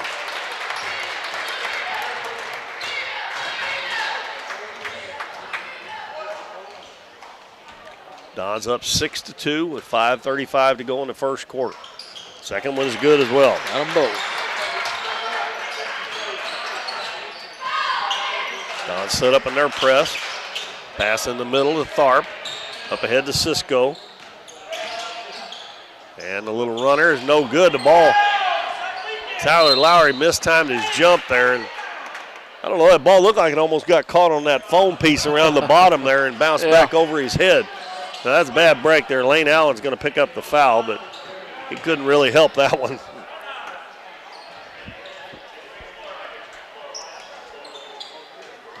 Caden Willard throws it in bounds for Alton. Gets it into Clary. Back to Willard. Haygood comes out on Willard near midcourt. Right wing to Ruddy. Ruddy hits Cisco. Passes it over, and the shot blocked.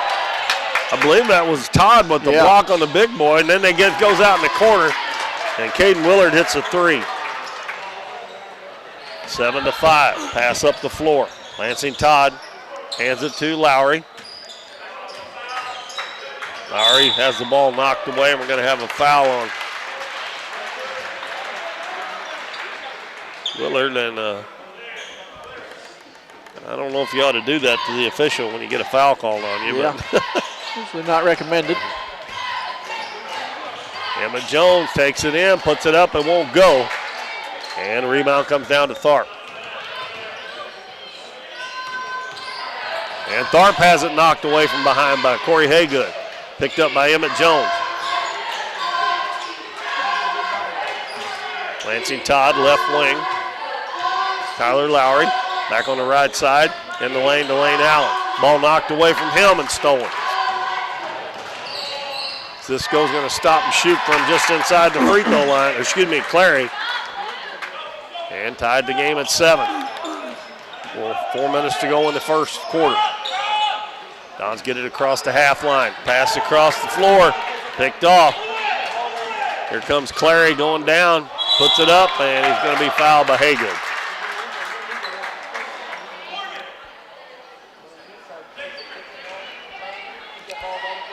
They'll send Cade Clary to the free throw line.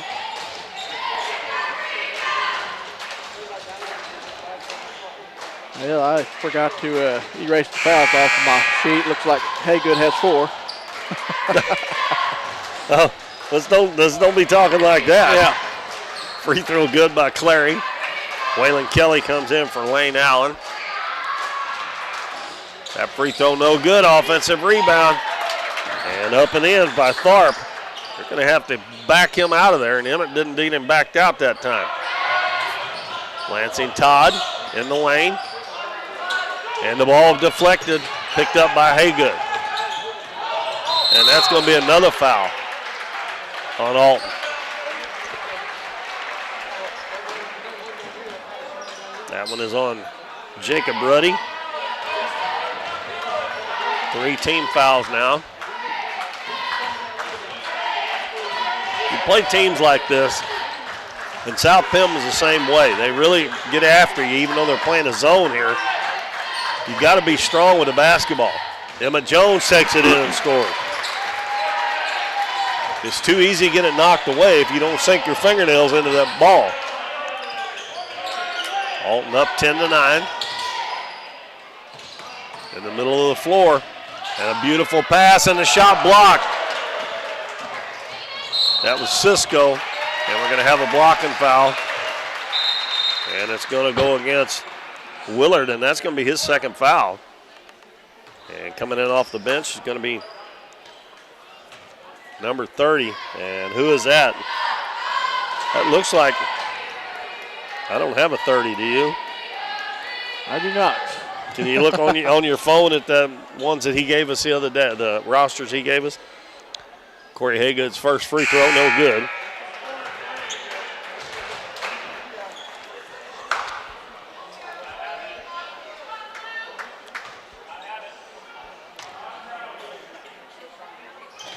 Haygood missed both free throws. A good rebound there by Tharp.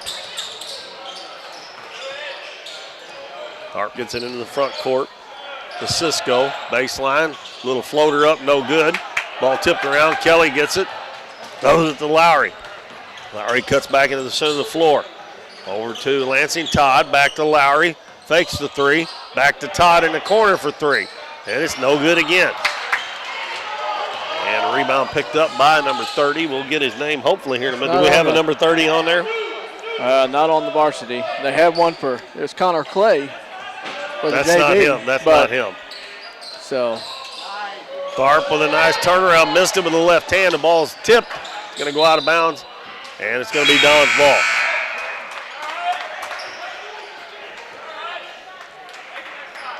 Hey, you can ask that guy right there. They're from Alton. Yep. Tell him we don't have number 30. Emmett Jones gives the ball up to Haygood. Dribbles to the right side. Hunter Lowry for 3. Or excuse me, Tyler Lowry. No good. And the Dons steal it again. Blake Lewis picks it up, who just checked into the game for the Dons. Haygood dribbles down the middle, kicks it out to Lowry. Lowry bounces down low. Emmett Jones goes up and gets it to go again. Did you find out who it was? Yes, that is Kendrick Seacrest. Okay, well, I thought that was him, but he was number 20, well, I think, in the he JV. looked like he was definitely playing in the JV game. I just couldn't figure out exactly which one it was. Pass down low, the ball is blocked from behind as Cisco was trying to score there. Blake Lewis takes it down, puts it up, no good, but he's fouled. And that may be the second foul on Tharp, too. 24 it is. Well, they've got 2 players, 2 of their starters with 2 fouls already.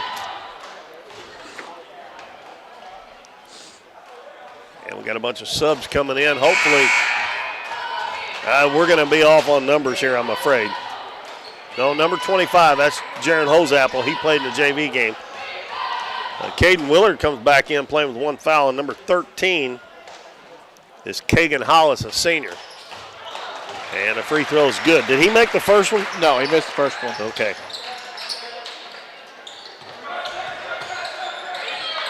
Don's up 12-10. Hoseapple in the lane to Cisco. Kicks it out to Willard. Three-pointer up, no good. And Maddox Balkum, outlet pass to Corey Haygood, lays it in. Nice job there by Balkum. Good pass. And the Dons up by 4 with 50 seconds to go in the first quarter. Willard has it knocked away by Kelly, and it's going to go out of bounds. Good hands there by Waylon Kelly.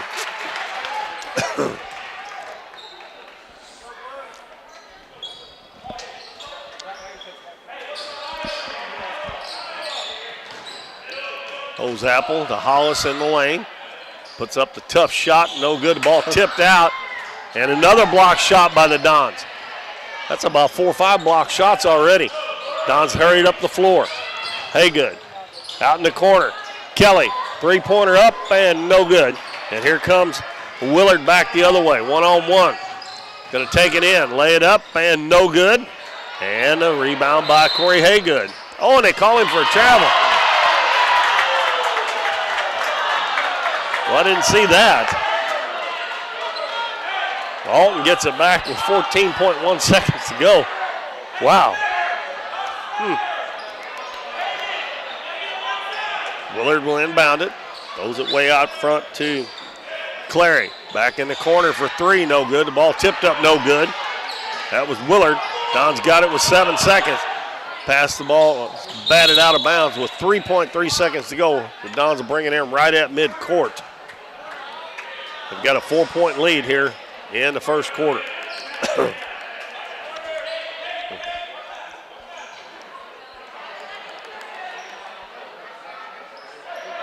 Corey Haygood's going to get a shot off from the D. Doniphan. It's good! Wow! About 6 feet from midcourt. Corey Haygood gets a 3, puts the Dons up 17-10 at the end of the first quarter over the Alton Comets. We'll be back in 60 seconds, everybody. Please stay with us. We're for road trips. We're for hitting up Arthur Bryant's for lunch and making it to Lambert's for dinner. We're for drop tops, T-tops, classics, cruisers, steel horses, and real horses. Have you ever hit a deer? Yep, we're for you too. We're for getting stuck in traffic and 6-lane freeways that aren't so free. We're for Missouri license plates. No, medals of pride. Like us, no 2 roads are alike, but we're all connected. We are Missouri Farm Bureau Insurance, and if you're a Missouri driver, we're for you. I am Doug Green, your Missouri Farm Bureau Insurance agent, and if you're in Ripley County, I've got you covered.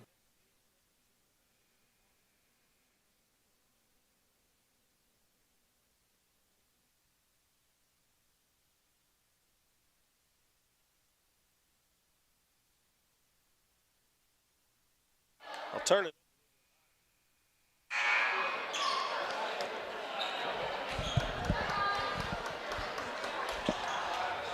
All right, welcome back, everybody. Corey Haygood with a long three-pointer at the buzzer to end the first quarter and give the Dons a 7-point lead. And Alton has the basketball to start the second quarter. They've got Tharp back in the game with 2 fouls. Nice move by Corbin Tharp with the left hand to get it to a 5-point game. Lowry in the corner to Aiden McAfee, who's checked in. Lowry drives into the paint. Over to Haygood on the right side. In the corner, Lewis. He's going to shoot a high-arcing 3. It's no good. And Tharp gets up there for the rebound.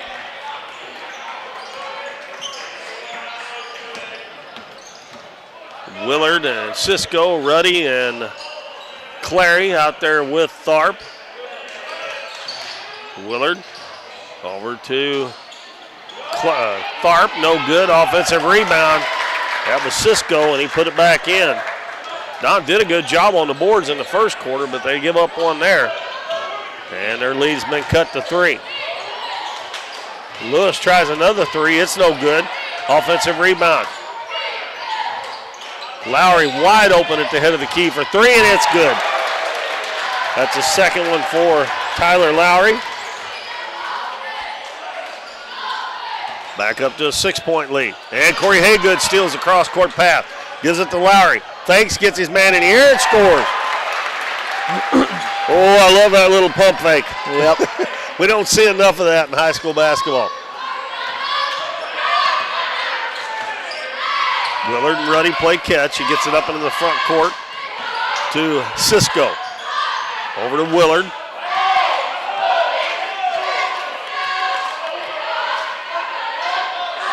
Now to Clary on the right wing.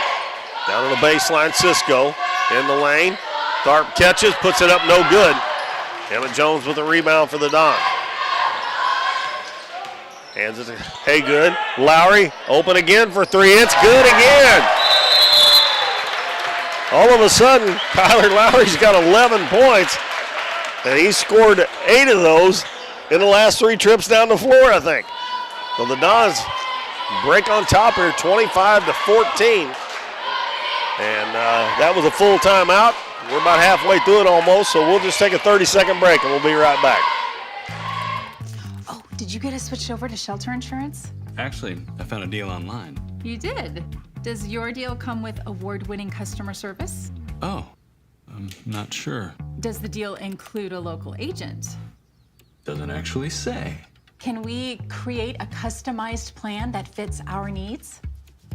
Let's just call the local shelter agent. For insurance that fits just right, find a shelter agent near you. We're your shield. We're your shelter.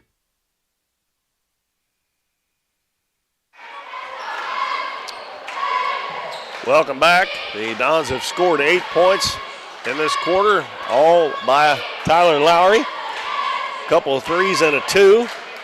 Dons led at 17-10 at the end of 1, and now they lead 25-14. Alton will have the basketball out of this timeout.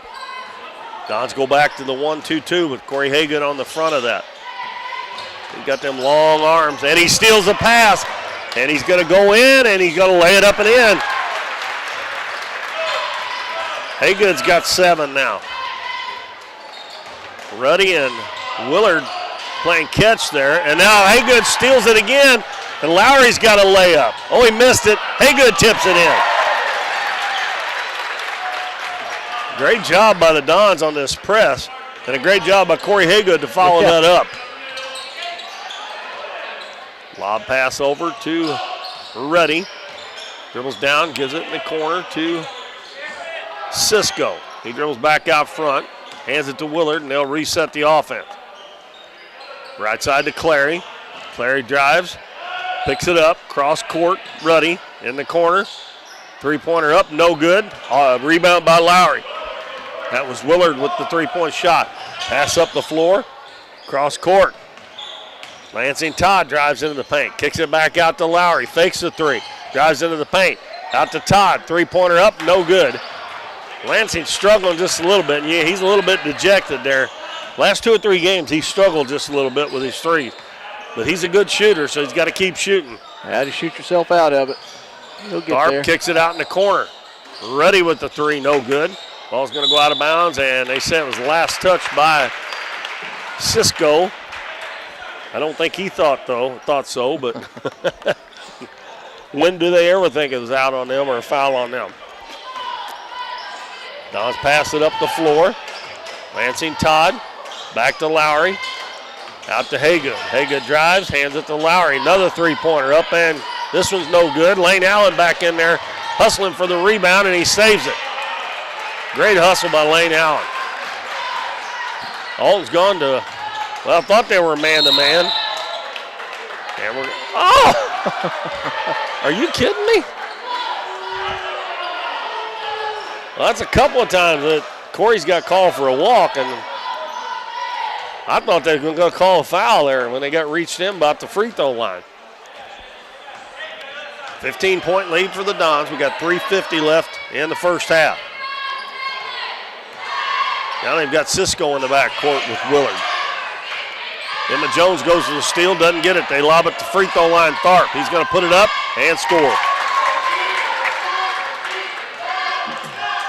29-16. Bounce down low. Emmett Jones, jumper from the baseline. It's no good. Lane Allen keeps it alive, tips it back to Emmett. Emmett takes it in, goes in between the defenders, and we're going to have a foul. And they better hope that's not on number 24. Yeah, that'll be a big foul. It's going to be on number 11, Cade Clary. That's his first. That's only the first foul called here in this quarter on either team.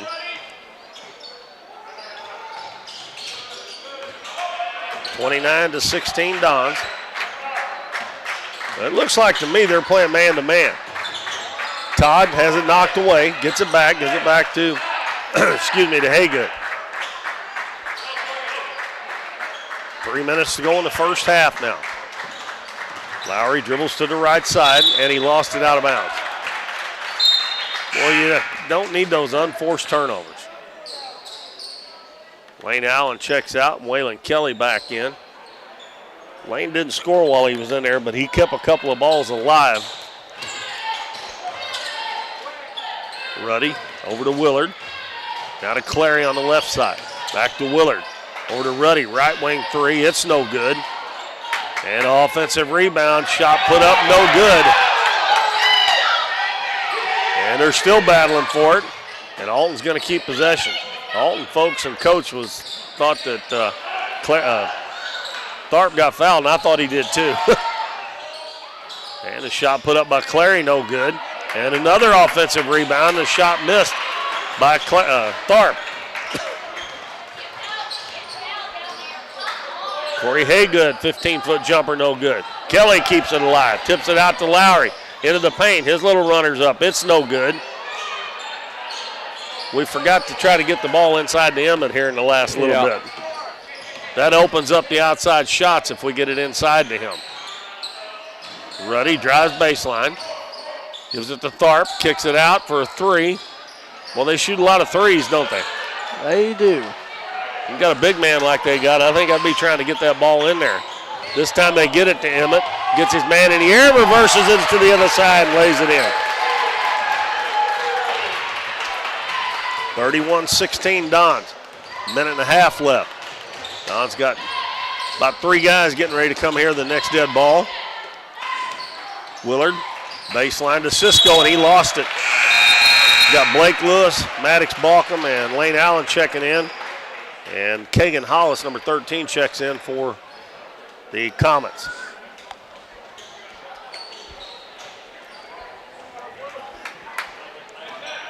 Emmett Jones, Lowry, and Lansing Todd check out for the Dons.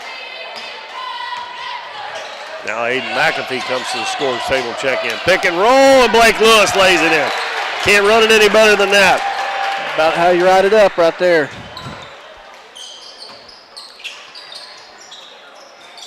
Ruddy gets it in the middle of the floor to Hollis. Kelly almost knocked it away. Back to Ruddy. Over on the left side to Willard. Willard back to Ruddy.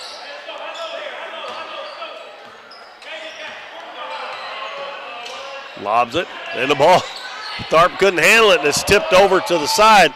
Dons get it ahead to Kelly. Kelly's going to kick it out. Balcom for three. It's short. Didn't follow his shot. He might have got the rebound. Here comes Willard back for Alton. Takes it all the way down, lays it up, no good. And the Dons are going to bail him out there. It's going to be on Blake Lewis. And Willard will go to the free throw line.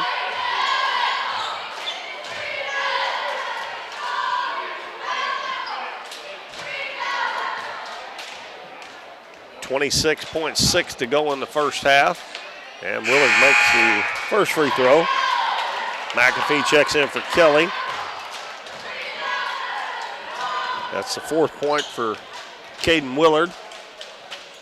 Next one up, and it's no good. Lane Allen with the rebound. Balcom will bring it up against Willard. Gives it to Haygood with 19 seconds left first half. We'll see if the Dons go for the last shot here. Haygood dribbles right side, gets a screen from Allen, doesn't take it, goes behind the back. Out to McAfee, three-pointer from the head of the key. No good. Blake Lewis hustling for the rebound. We got a tie ball. And the Dons keep it, so they'll maybe have a chance to get off another shot here with 5.5 seconds left. Coach Dillbeck's going to bring Emmett Jones back in. Good hustle there by Blake Lewis to keep that ball wide. Dons have done that quite a few times here in the first half so far.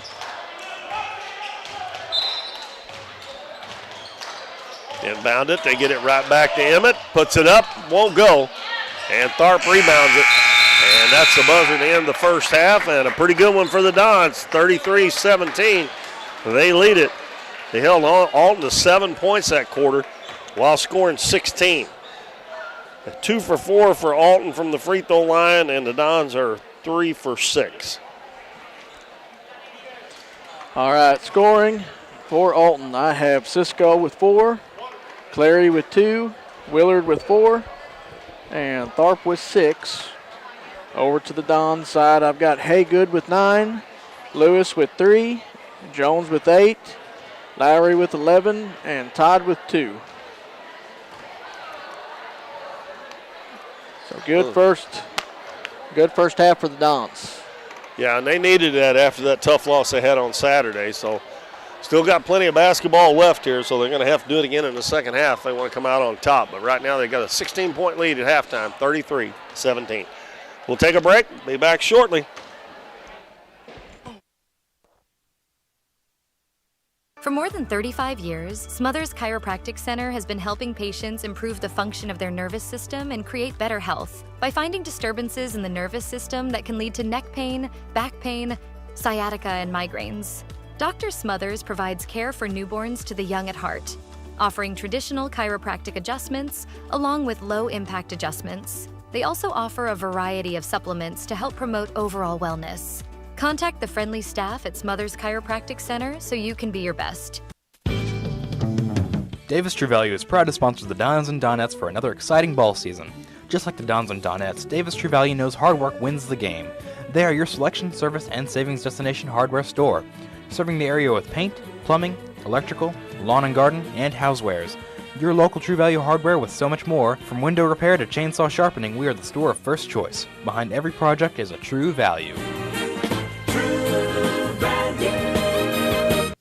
Need something printed and need it fast? Bring it to Here's Your Sign in downtown Doniphan. Plastic, metal, and magnetic signs are available, along with banners that can be printed in the size you need. Here's Your Sign can also do vinyl, silkscreen, and embroidery prints for hats, t-shirts, bags, cups, and many other accessories. They have a variety of clothing brands to choose from and specialize in your custom shirts and business advertising needs. No job is too big or small. Give them a call or stop by Here's Your Sign on State Street in downtown Doniphan. We see the potential of her and him and you, of where you're from and what you can accomplish. Because when you set your mind to it, there's nothing you can't do. But reaching your potential isn't just about achieving your goals. It's about helping others, supporting your neighbors, building your community, and investing in people that make a difference. Like her and him and you. Because when you're from here, that's just what you do. And from here, we can do anything. Cosmo Pest Solutions is your hometown pest and termite control provider. With 20 years experience in Southeast Missouri, Cosmo Pest Solutions is here to help your home or business with all pest, termite, and bedbug control needs. For fast, friendly, dependable service, give Cosmo Pest Solutions a call at 573-996-ANTS. Through the years, it's taken all of us to make our community great.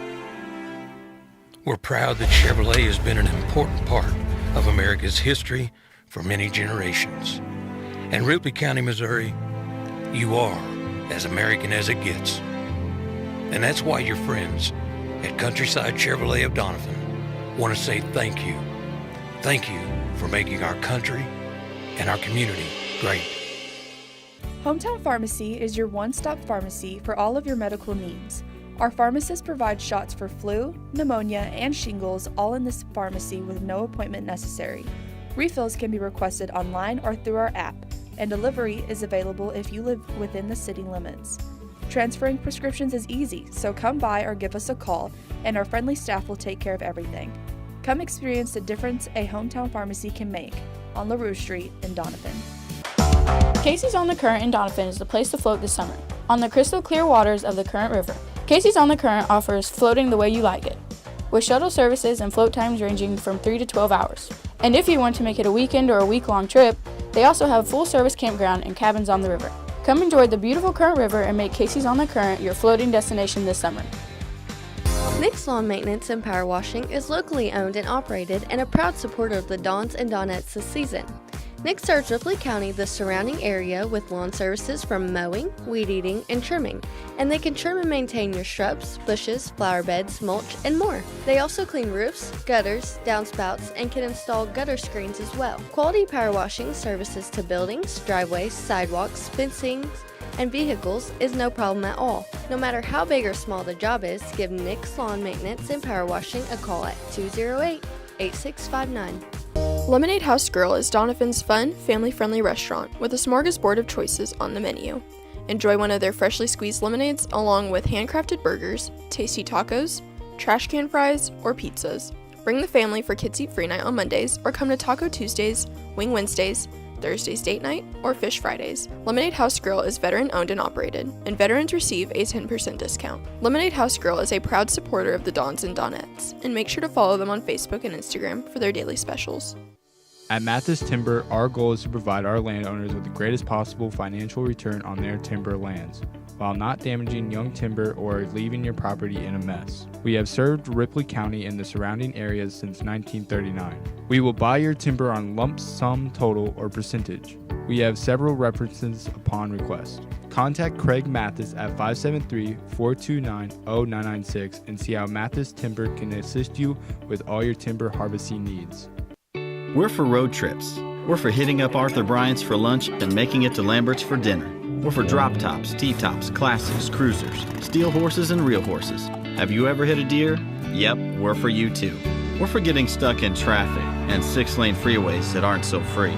We're for Missouri license plates. No, medals of pride. Like us, no two roads are alike, but we're all connected. We are Missouri Farm Bureau Insurance, and if you're a Missouri driver, we're for you. I am Doug Green, the Missouri Farm Bureau Insurance Agent, and if you're in Ripley County, I've got you covered.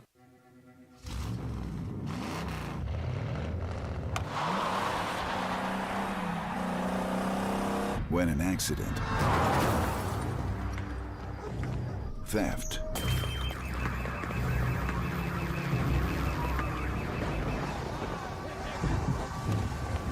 or severe weather knock you down, Shelter Insurance is there to help pick you up. We're your shield. We're your shelter.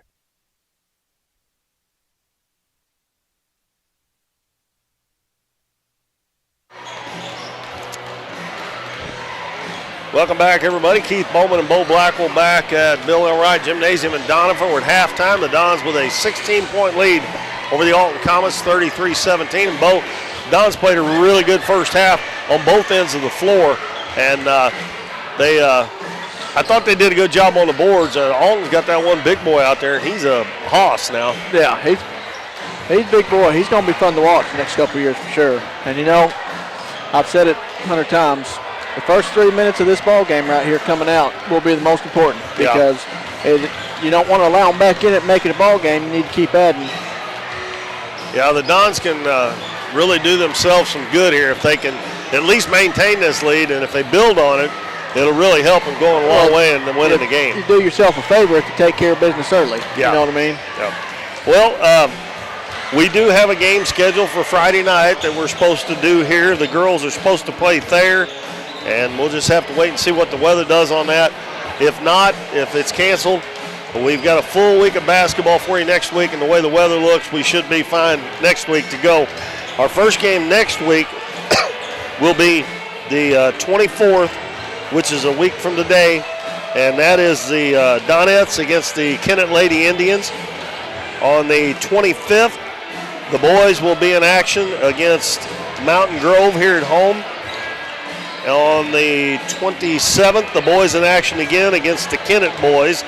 And then on Friday, the 28th, the Donettes round out their home season against the Poplar Bluff Lady Mules. So we have games Monday, Tuesday, Thursday, and Friday next week. That is if all the snow's gone off the ground by then. Yeah. Yeah. I'm hoping I started to say I hope I wake up in the morning there's no snow on the ground. I don't think it's supposed to start till later on, but yeah, I hope I'm awake tomorrow afternoon and there's no snow coming down. That's what.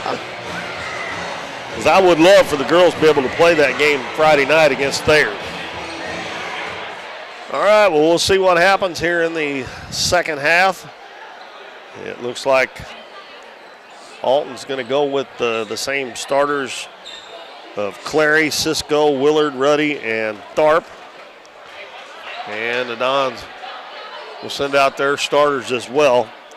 Haygood, Allen, Jones, Lowry, and Todd. And it's going to be Alton's basketball to start this third quarter. Dons lead 33-17. Giving up 17 points and a half, that's pretty good. We'll take that every time. Absolutely.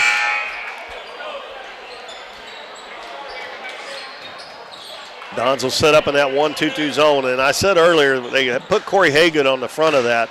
And it's just so hard to pass over him and around him. He's so tall and lanky and long. Long legs and long arms. Willard's got the ball right wing, going to shoot. The alley-oop. I thought he was shooting it, but that was an alley-oop. Dons were not ready for that. So Alton gets the first 2 points in this quarter.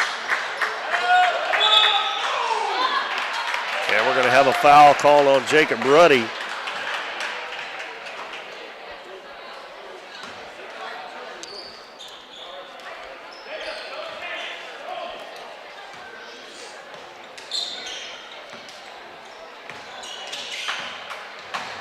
Going to try it again.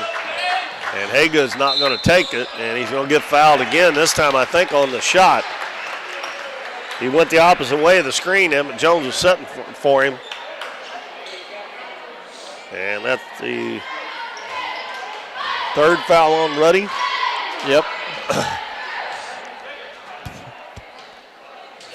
Corey makes the free throw. Corey missed 2 free throws back in that first half, which is kind of a shock. He missed both of them.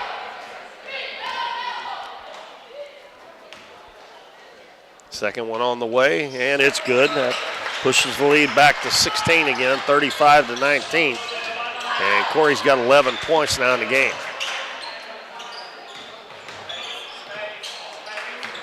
Ruddy will get it across the half line. They get it in the lane to Tharp. Turns at the elbow, tries to throw it low to Cisco, and it goes off his hand out of bounds.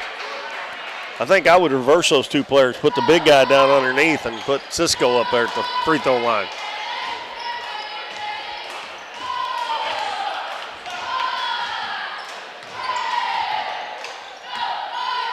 Lowry brings it up, dribbles to the right side, goes to the baseline, all the way under, out in the corner. Back to Haygood, spins into the paint. Out to Lane Allen for 3 from the head of the key, and it's good. Lane Allen nails one. 38-19. Don's got them doubled up now. In the middle, ball dropped by Tharp, and the Dons come away with it. Lowry down low. Emmett Jones. Oh, he just shouldn't have dribbled. He got it to go. I think he was shocked there wasn't anybody there. Emmett's got 10 now. 21-point lead. Biggest lead of the night for the Dons. Pass in the middle of the floor to Tharp. Gives it to Ruddy. Ruddy will take it back out to Willard, and they'll start over again. Willard bounces it, and the ball knocked away again. And Haygood passes ahead to Jones, and he fakes, goes up, and he missed it. And again, I think he should have just went straight up with it. Tharp's got 2 fouls. He might have got his 3rd one there. Don's missed a chance there. Ruddy drives baseline. He's cut off there. Skip pass, cross court. Clary for 3, and it's good. Now that kind of hurts because they could have had 2 on the other end. They should have had 2. And Emmett don't normally do that, but I guess he wasn't thinking about Tharp having 2 fouls already. And we're going to have a jump ball, and it'll belong to the Dons. A good defensive play there by Cade Clary to tie up Emmett. Dons will inbound underneath their basket. 40-22. Dons up by 18 with 5:44 to go third quarter. And bounce pass comes in to Todd. Out front to Lowry. Back to Todd on the left wing. Todd puts it on the floor, hands it to Lowry. Lowry gets a screen from Lane Allen. Drives into the paint, kicks it out to Emmett Jones. Emmett is going to shoot a three. No good. And Alton with the rebound. I know Emmett can make one of those every once in a while, but I just soon he stayed under the basket. Yeah. Ruddy on the right wing. In the lane, and long arms of Haygood steals it again. He's one-on-one. And he tries to hit Lowry, and it's intercepted by Alton. They get it up the floor to Willard. Clary. Cisco gives it to Ruddy. He thought about the three, decided not to. Going to back it out, restart the offense. Gives it to Clary, left wing. Cisco, right wing, down the corner. Ruddy's three, it's good. That's good ball movement. Yeah, and the Dons have missed a couple opportunities there where they could have extended that lead, and we were talking about that earlier. Haygood gives it to Lane Allen. Back to Haygood on the left side. Gets a screen from Emmett Jones. Doesn't take it. Puts the ball on the floor, drives into the paint, turnaround jumper up, and no good again. Dons are not moving the ball like they did earlier. And Tyler Lowry gets a oh, they didn't have the ball.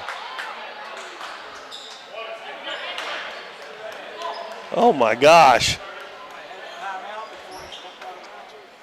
Wow. I was just getting ready to say that the Dons probably need to call a timeout here anyway, so I think that's just the basketball gods giving us a favor. So. Well, they've got it cut down to 15. It was 16 at halftime, but it seems like Alton made a push more than the Dons have. But the Dons have scored 7, and they've scored 8, so it's really not that bad. But it just seems like the momentum's kind of switched over to Alton here. Yeah. And the Dons have had about 3 or 4 opportunities down there that they've either threw the ball away, and a couple times Emmett, I think if he'd have just went straight up with a shot, he would have made them. Or the second one, I think he would have made it or got fouled, or maybe both. And that would have been the third one on Tharp. So it'll be Alton's ball with 4:04 to go in the third.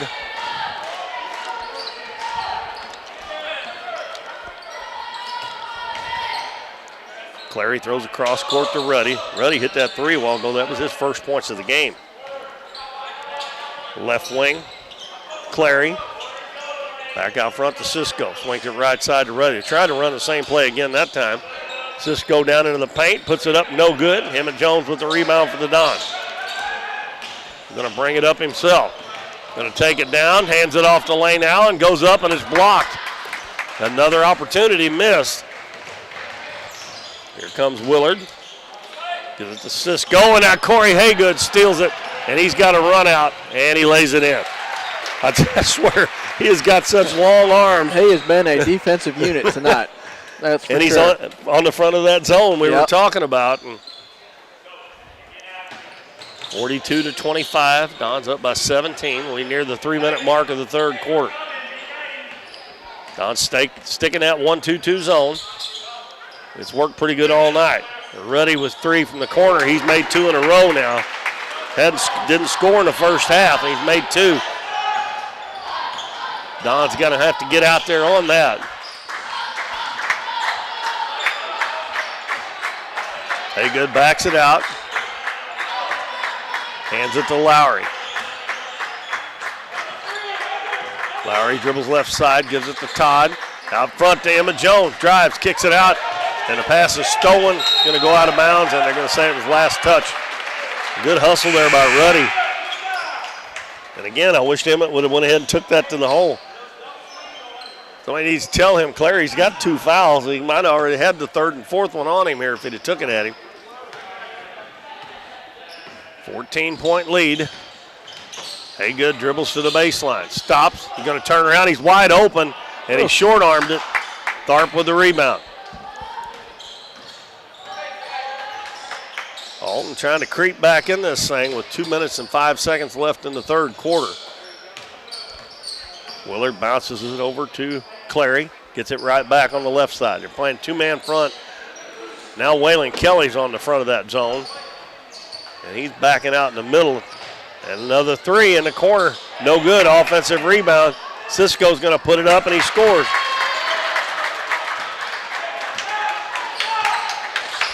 Dons need a bucket here. That lead has been cut to 12. Lowry hounded, and he's going to be fouled by Willard. And that's going to be 3 on him.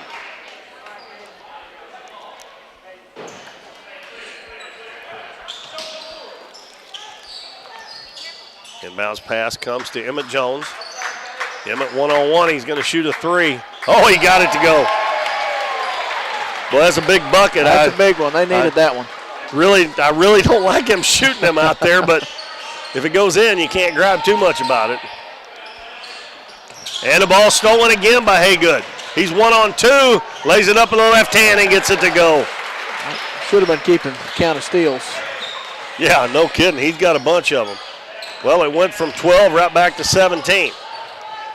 Pass to Tharp, and Haygood knocked it away again. Pass up the floor. Emmett catches under the basket. He's going to put it up, and he gets it to go. Pretty good little swing of events here in the last 38 seconds. 7-0 run in the last 30 seconds. Willard drives. His shot blocked. And the shot put up and in there. Good follow there by Corbin Tharp. Blake Lewis got a big block there. I didn't even see him come into the game. Emmett at the top of the key. Hands the ball to, to Haygood. He hands it to Lowry. In the paint, back out to Haygood with 20 seconds to go in the third quarter. The Dons up by 17. Hands it back to Lowry with 14 left in the third. Over to Haygood on the left wing. Haygood's going to fire up a 3. Shot it too quick. Alton's going to say hurry. Ruddy's going to drive. Put it up. No. And that's the end of the third quarter. Dons were up 16 at the half. They're up 17. 49-32 over the Alton Comets at the end of 3 quarters. Got a good one going on here, folks. So stay with us. We'll be back in 60 seconds. Davis True Value is proud to sponsor the Dons and Donettes for another exciting ball season. Just like the Dons and Donettes, Davis True Value knows hard work wins the game. They are your selection, service, and savings destination hardware store, serving the area with paint, plumbing, electrical, lawn and garden, and housewares. Your local True Value hardware with so much more. From window repair to chainsaw sharpening, we are the store of first choice. Behind every project is a True Value. Need something printed and need it fast? Bring it to Here's Your Sign in downtown Doniphan. Plastic, metal, and magnetic signs are available, along with banners that can be printed in the size you need. Here's Your Sign can also do vinyl, silkscreen, and embroidery prints for hats, t-shirts, bags, cups, and many other accessories. They have a variety of clothing brands to choose from and specialize in your custom shirts and business advertising needs. No job is too big or small. Give them a call or stop by Here's Your Sign on State Street in downtown Doniphan.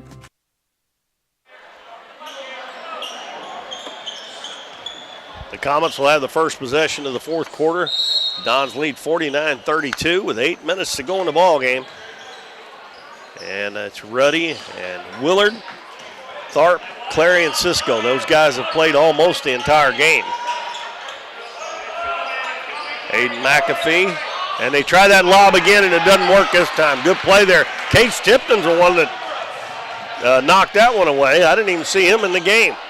Balcom over to Haygood. In the lane to Lewis, back out to Balcom. I think I mentioned everybody's in the game there for the Dons right there. Haygood drives out in the corner to Balcom, fakes the three-pointer. Going to give it back to Tipton. Tipton back out front to Haygood. Coach Dilbeck done a nice job here getting some of his starters a little bit of a rest here with this big lead. Pass in the lane to McAfee. He gets pushed by number 2, Ruddy. And that's his 4th. Willard's got 3, Ruddy's got 4. And then we got Jaron Holzapple, who scored, I believe he had 18 in that JV game. 23. 23. Yeah. Yep. In the lane, Blake Lewis muscles it up and scores. I tell you what, Blake's been playing a lot better here the last few games. Lead up to 19. Willard over to Cisco. Cisco in the corner. Hoseapple back out to Cisco. In the paint to Tharp. Back to Hoseapple. That's short. That's short. Haygood with the rebound. Up the floor. Aiden McAfee running the floor, and he lays it in. Great hustle by McAfee to beat everybody back down the floor. Don's back up to their biggest lead of the game again at 21. In the middle, Tharp going to take it down, laid it up with the left hand. He stopped too far out. Missed a shot, and the Dons are doing it again. Pass that time, bad pass by Haygood, but McAfee was running the floor again. And the jumper up by Cade Clary's good. He's got 8 points. Don's up by 19. McAfee left corner. Going to bring it back out to Haygood with 6 minutes left in the ballgame. A 19-point lead for the Dons. Bounce down low. McAfee coming off the screen. He lays it in. One on the left side, one on the right side for McAfee. And we got a timeout call by Coach Christian Robin. And the Dons are back up by 21 with 5:48 to go in the ballgame. Looking good so far. Hopefully we can keep it up for another 5:48. We'll be back in 1 minute on Kurt River Broadcasting. We see the potential of her and him and you, of where you're from and what you can accomplish. Because when you set your mind to it, there's nothing you can't do. But reaching your potential isn't just about achieving your goals. It's about helping others, supporting your neighbors, building your community, and investing in people that make a difference. Like her, and him, and you. Because when you're from here, that's just what you do. And from here, we can do anything.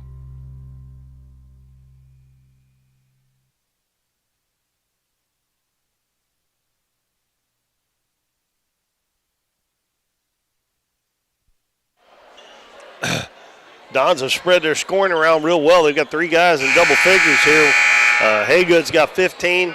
Emmett Jones has got 15. And Tyler Lowry has 11 so far. And always makes it a little bit harder if you get that third scorer. Two's pretty good, but if you get that third one, it makes it a lot harder. Yeah.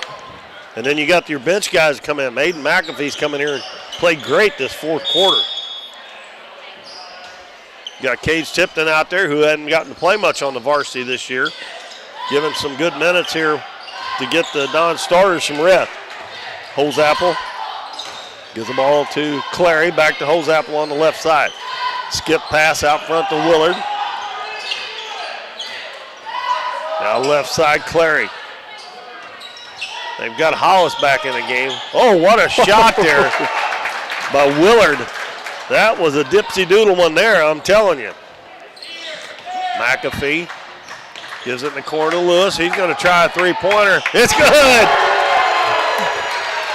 That's 8 points for Blake Lewis.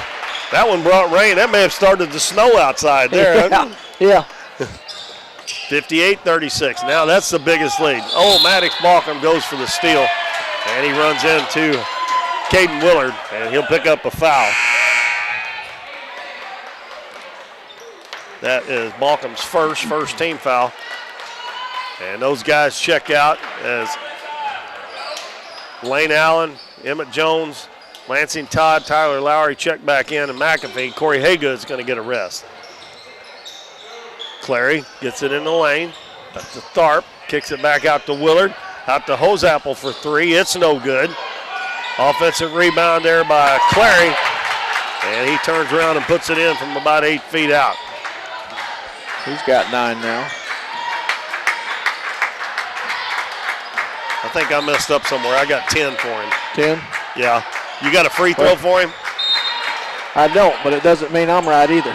So. Well, that. Let me look. I've only got one other free throw by Willard, and they've made 2. So. Well, they've got 10 on the board, so I'd say you are correct. McAfee with a basketball. Gives it in the corner to Lowry. Lowry drives in. Kicks it out to McAfee. To Lane Allen, three-pointer. Looks good, and it is. That's Lane Allen's second three. What an offensive effort this fourth quarter. A lot of different guys have hit threes tonight, too. Tharp. And he's going to be fouled by Lansing Todd. That's all right. That's not a bad foul there by Todd.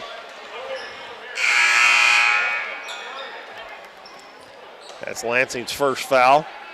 Kagan Hollis checks out. And Ruddy comes back in, playing with 4 fouls. 23-point lead for the Dons. And Willard for 3 in the corner, it's good.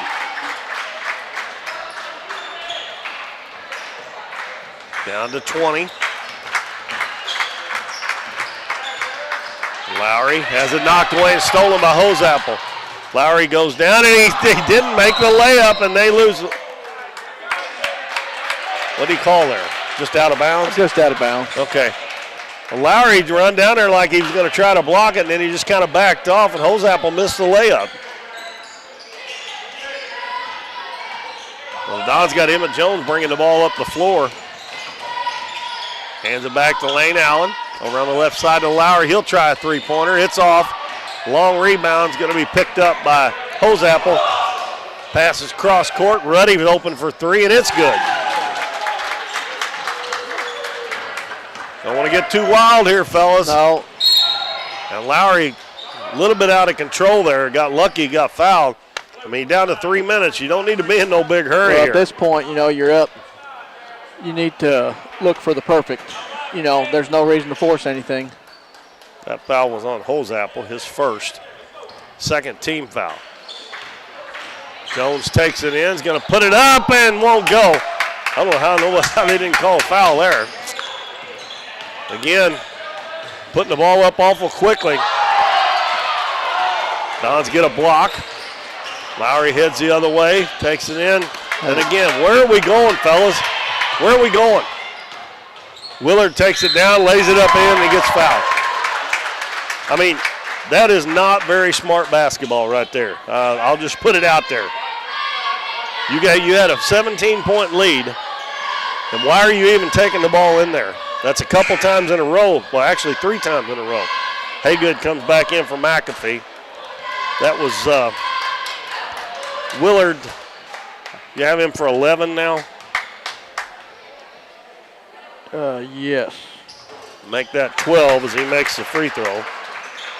And all of a sudden, it's down to a 14-point lead with 2.5 minutes to go. And another bad pass. Oh, my gosh. And they're going to cut it to 12.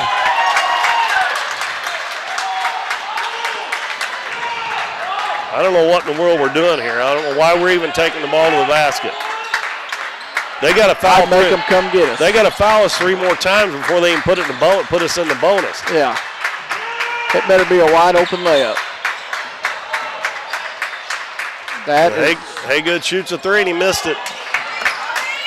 Oh my gosh, man. You gotta call timeout. They're gonna mess around and blow it. They had a 23-point lead. That'll go. Ruddy got a 3. It's good. Unbelievable.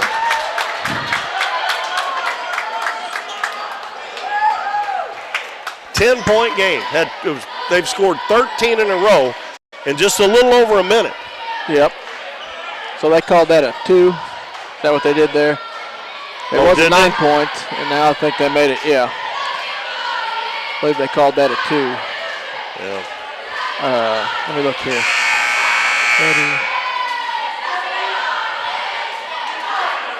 Yep, they counted that as a 2. He's got 11. So. Okay. I mean, I don't understand. Why do you play basketball like that? You got a 23-point lead, and you're running in there throwing up layups that are contested and losing the basketball. Why? Time to play keep away now. They should have been doing that already. Yeah. Like I said, they got to foul you 3 more times before they even put you in the bonus. You could have run some time off and then they fouled you, run some time off and they fouled you. Now you got to take care of the basketball. And then when they finally get you in the bonus,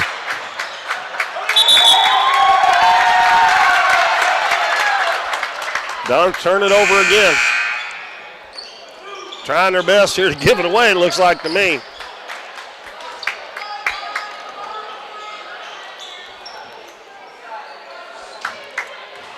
The momentum definitely on Alton's side right now. There's no doubt about it.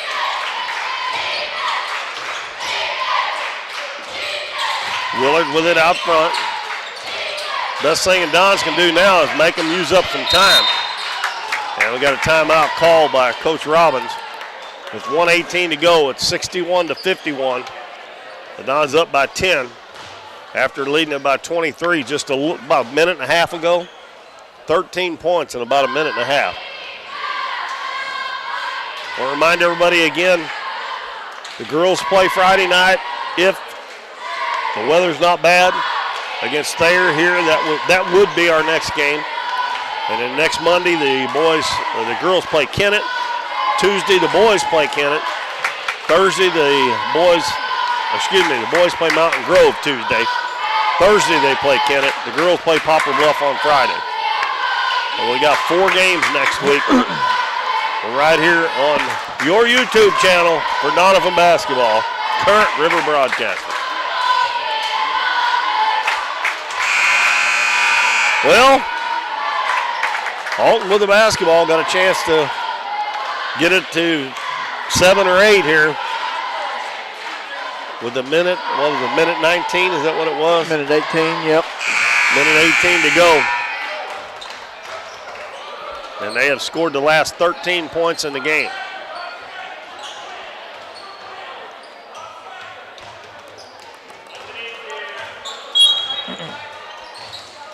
Ruddy throws it in. In the lane, Tharp takes it down. Oh my God. Well, is that the 5th? Did they already put that one up there? Looked like he walked to me. I guess that is the 4th team foul. That foul was on Lane Allen, his 2nd. Willard inbounds it in the corner. Ruddy's going to shoot another 3, and it's good again.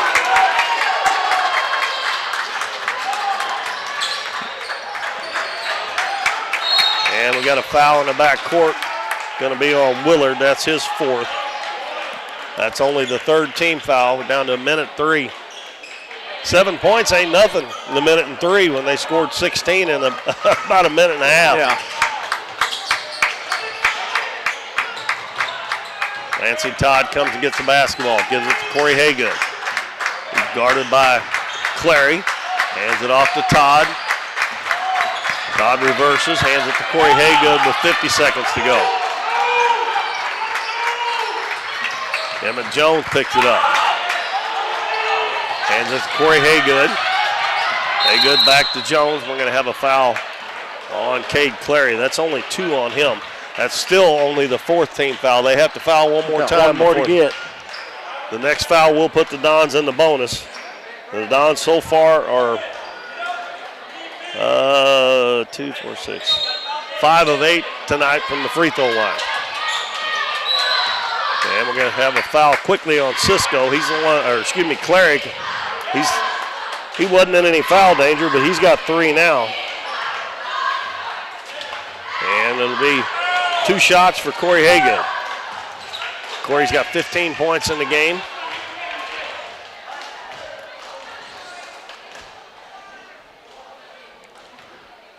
Jim gets real quiet. Corey makes the first one. Every point's big right now. Yeah, no kidding. Better start guarding that 3-point line a little bit better. That one rolls around and falls through. Willard in the corner. Ruddy picked up quickly by Lane Allen. Nice job there by Allen. Yep. Back out front to Willard. Drives into the paint, and a little finger roll goes. And we're going to have a foul in the back court on Holzapple. 22.3 seconds to go. And this time it's going to be Emmett Jones going to the free throw line. Emmett can make a couple here. He will tie Corey Haygood for team high honors and points.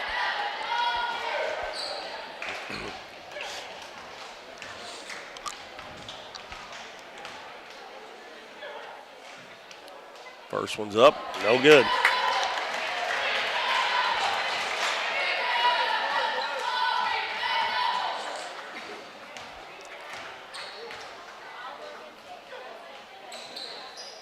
That one's no good. Willard quickly into the front court. Hoseapple for three. That one's no good. And a big rebound by Corey Haygood. And he is fouled with 11.4 to go.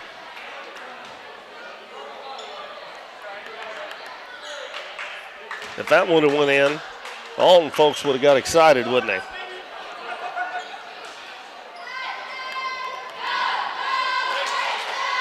They call that one on Ruddy. That's 5. Yep, that's 5. He's going to foul out with 14 points, I believe.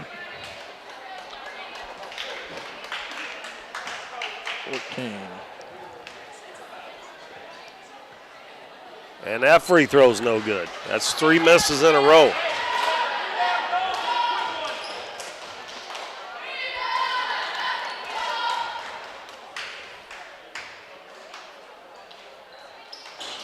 That one bounces around and falls in. Willard has it knocked away, gets it back, and goes through Hoseapple's hand, saves it in a corner. Back to Willard, a long three, no good. And I didn't think that buzzer was ever going to get here the way it was going in the fourth quarter, but the Dons hang on and win 64-56 to run their record to 13-11 on the season.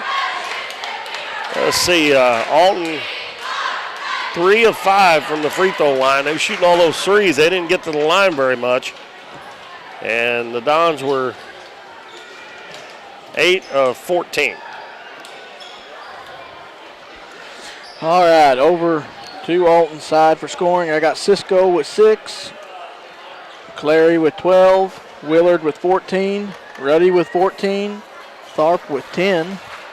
Over to the Don side, I've got Corey Haygood with 18, Lewis with 8, Allen with 6, Jones with 15, McAfee 4, Lowry 11, and Todd with 2.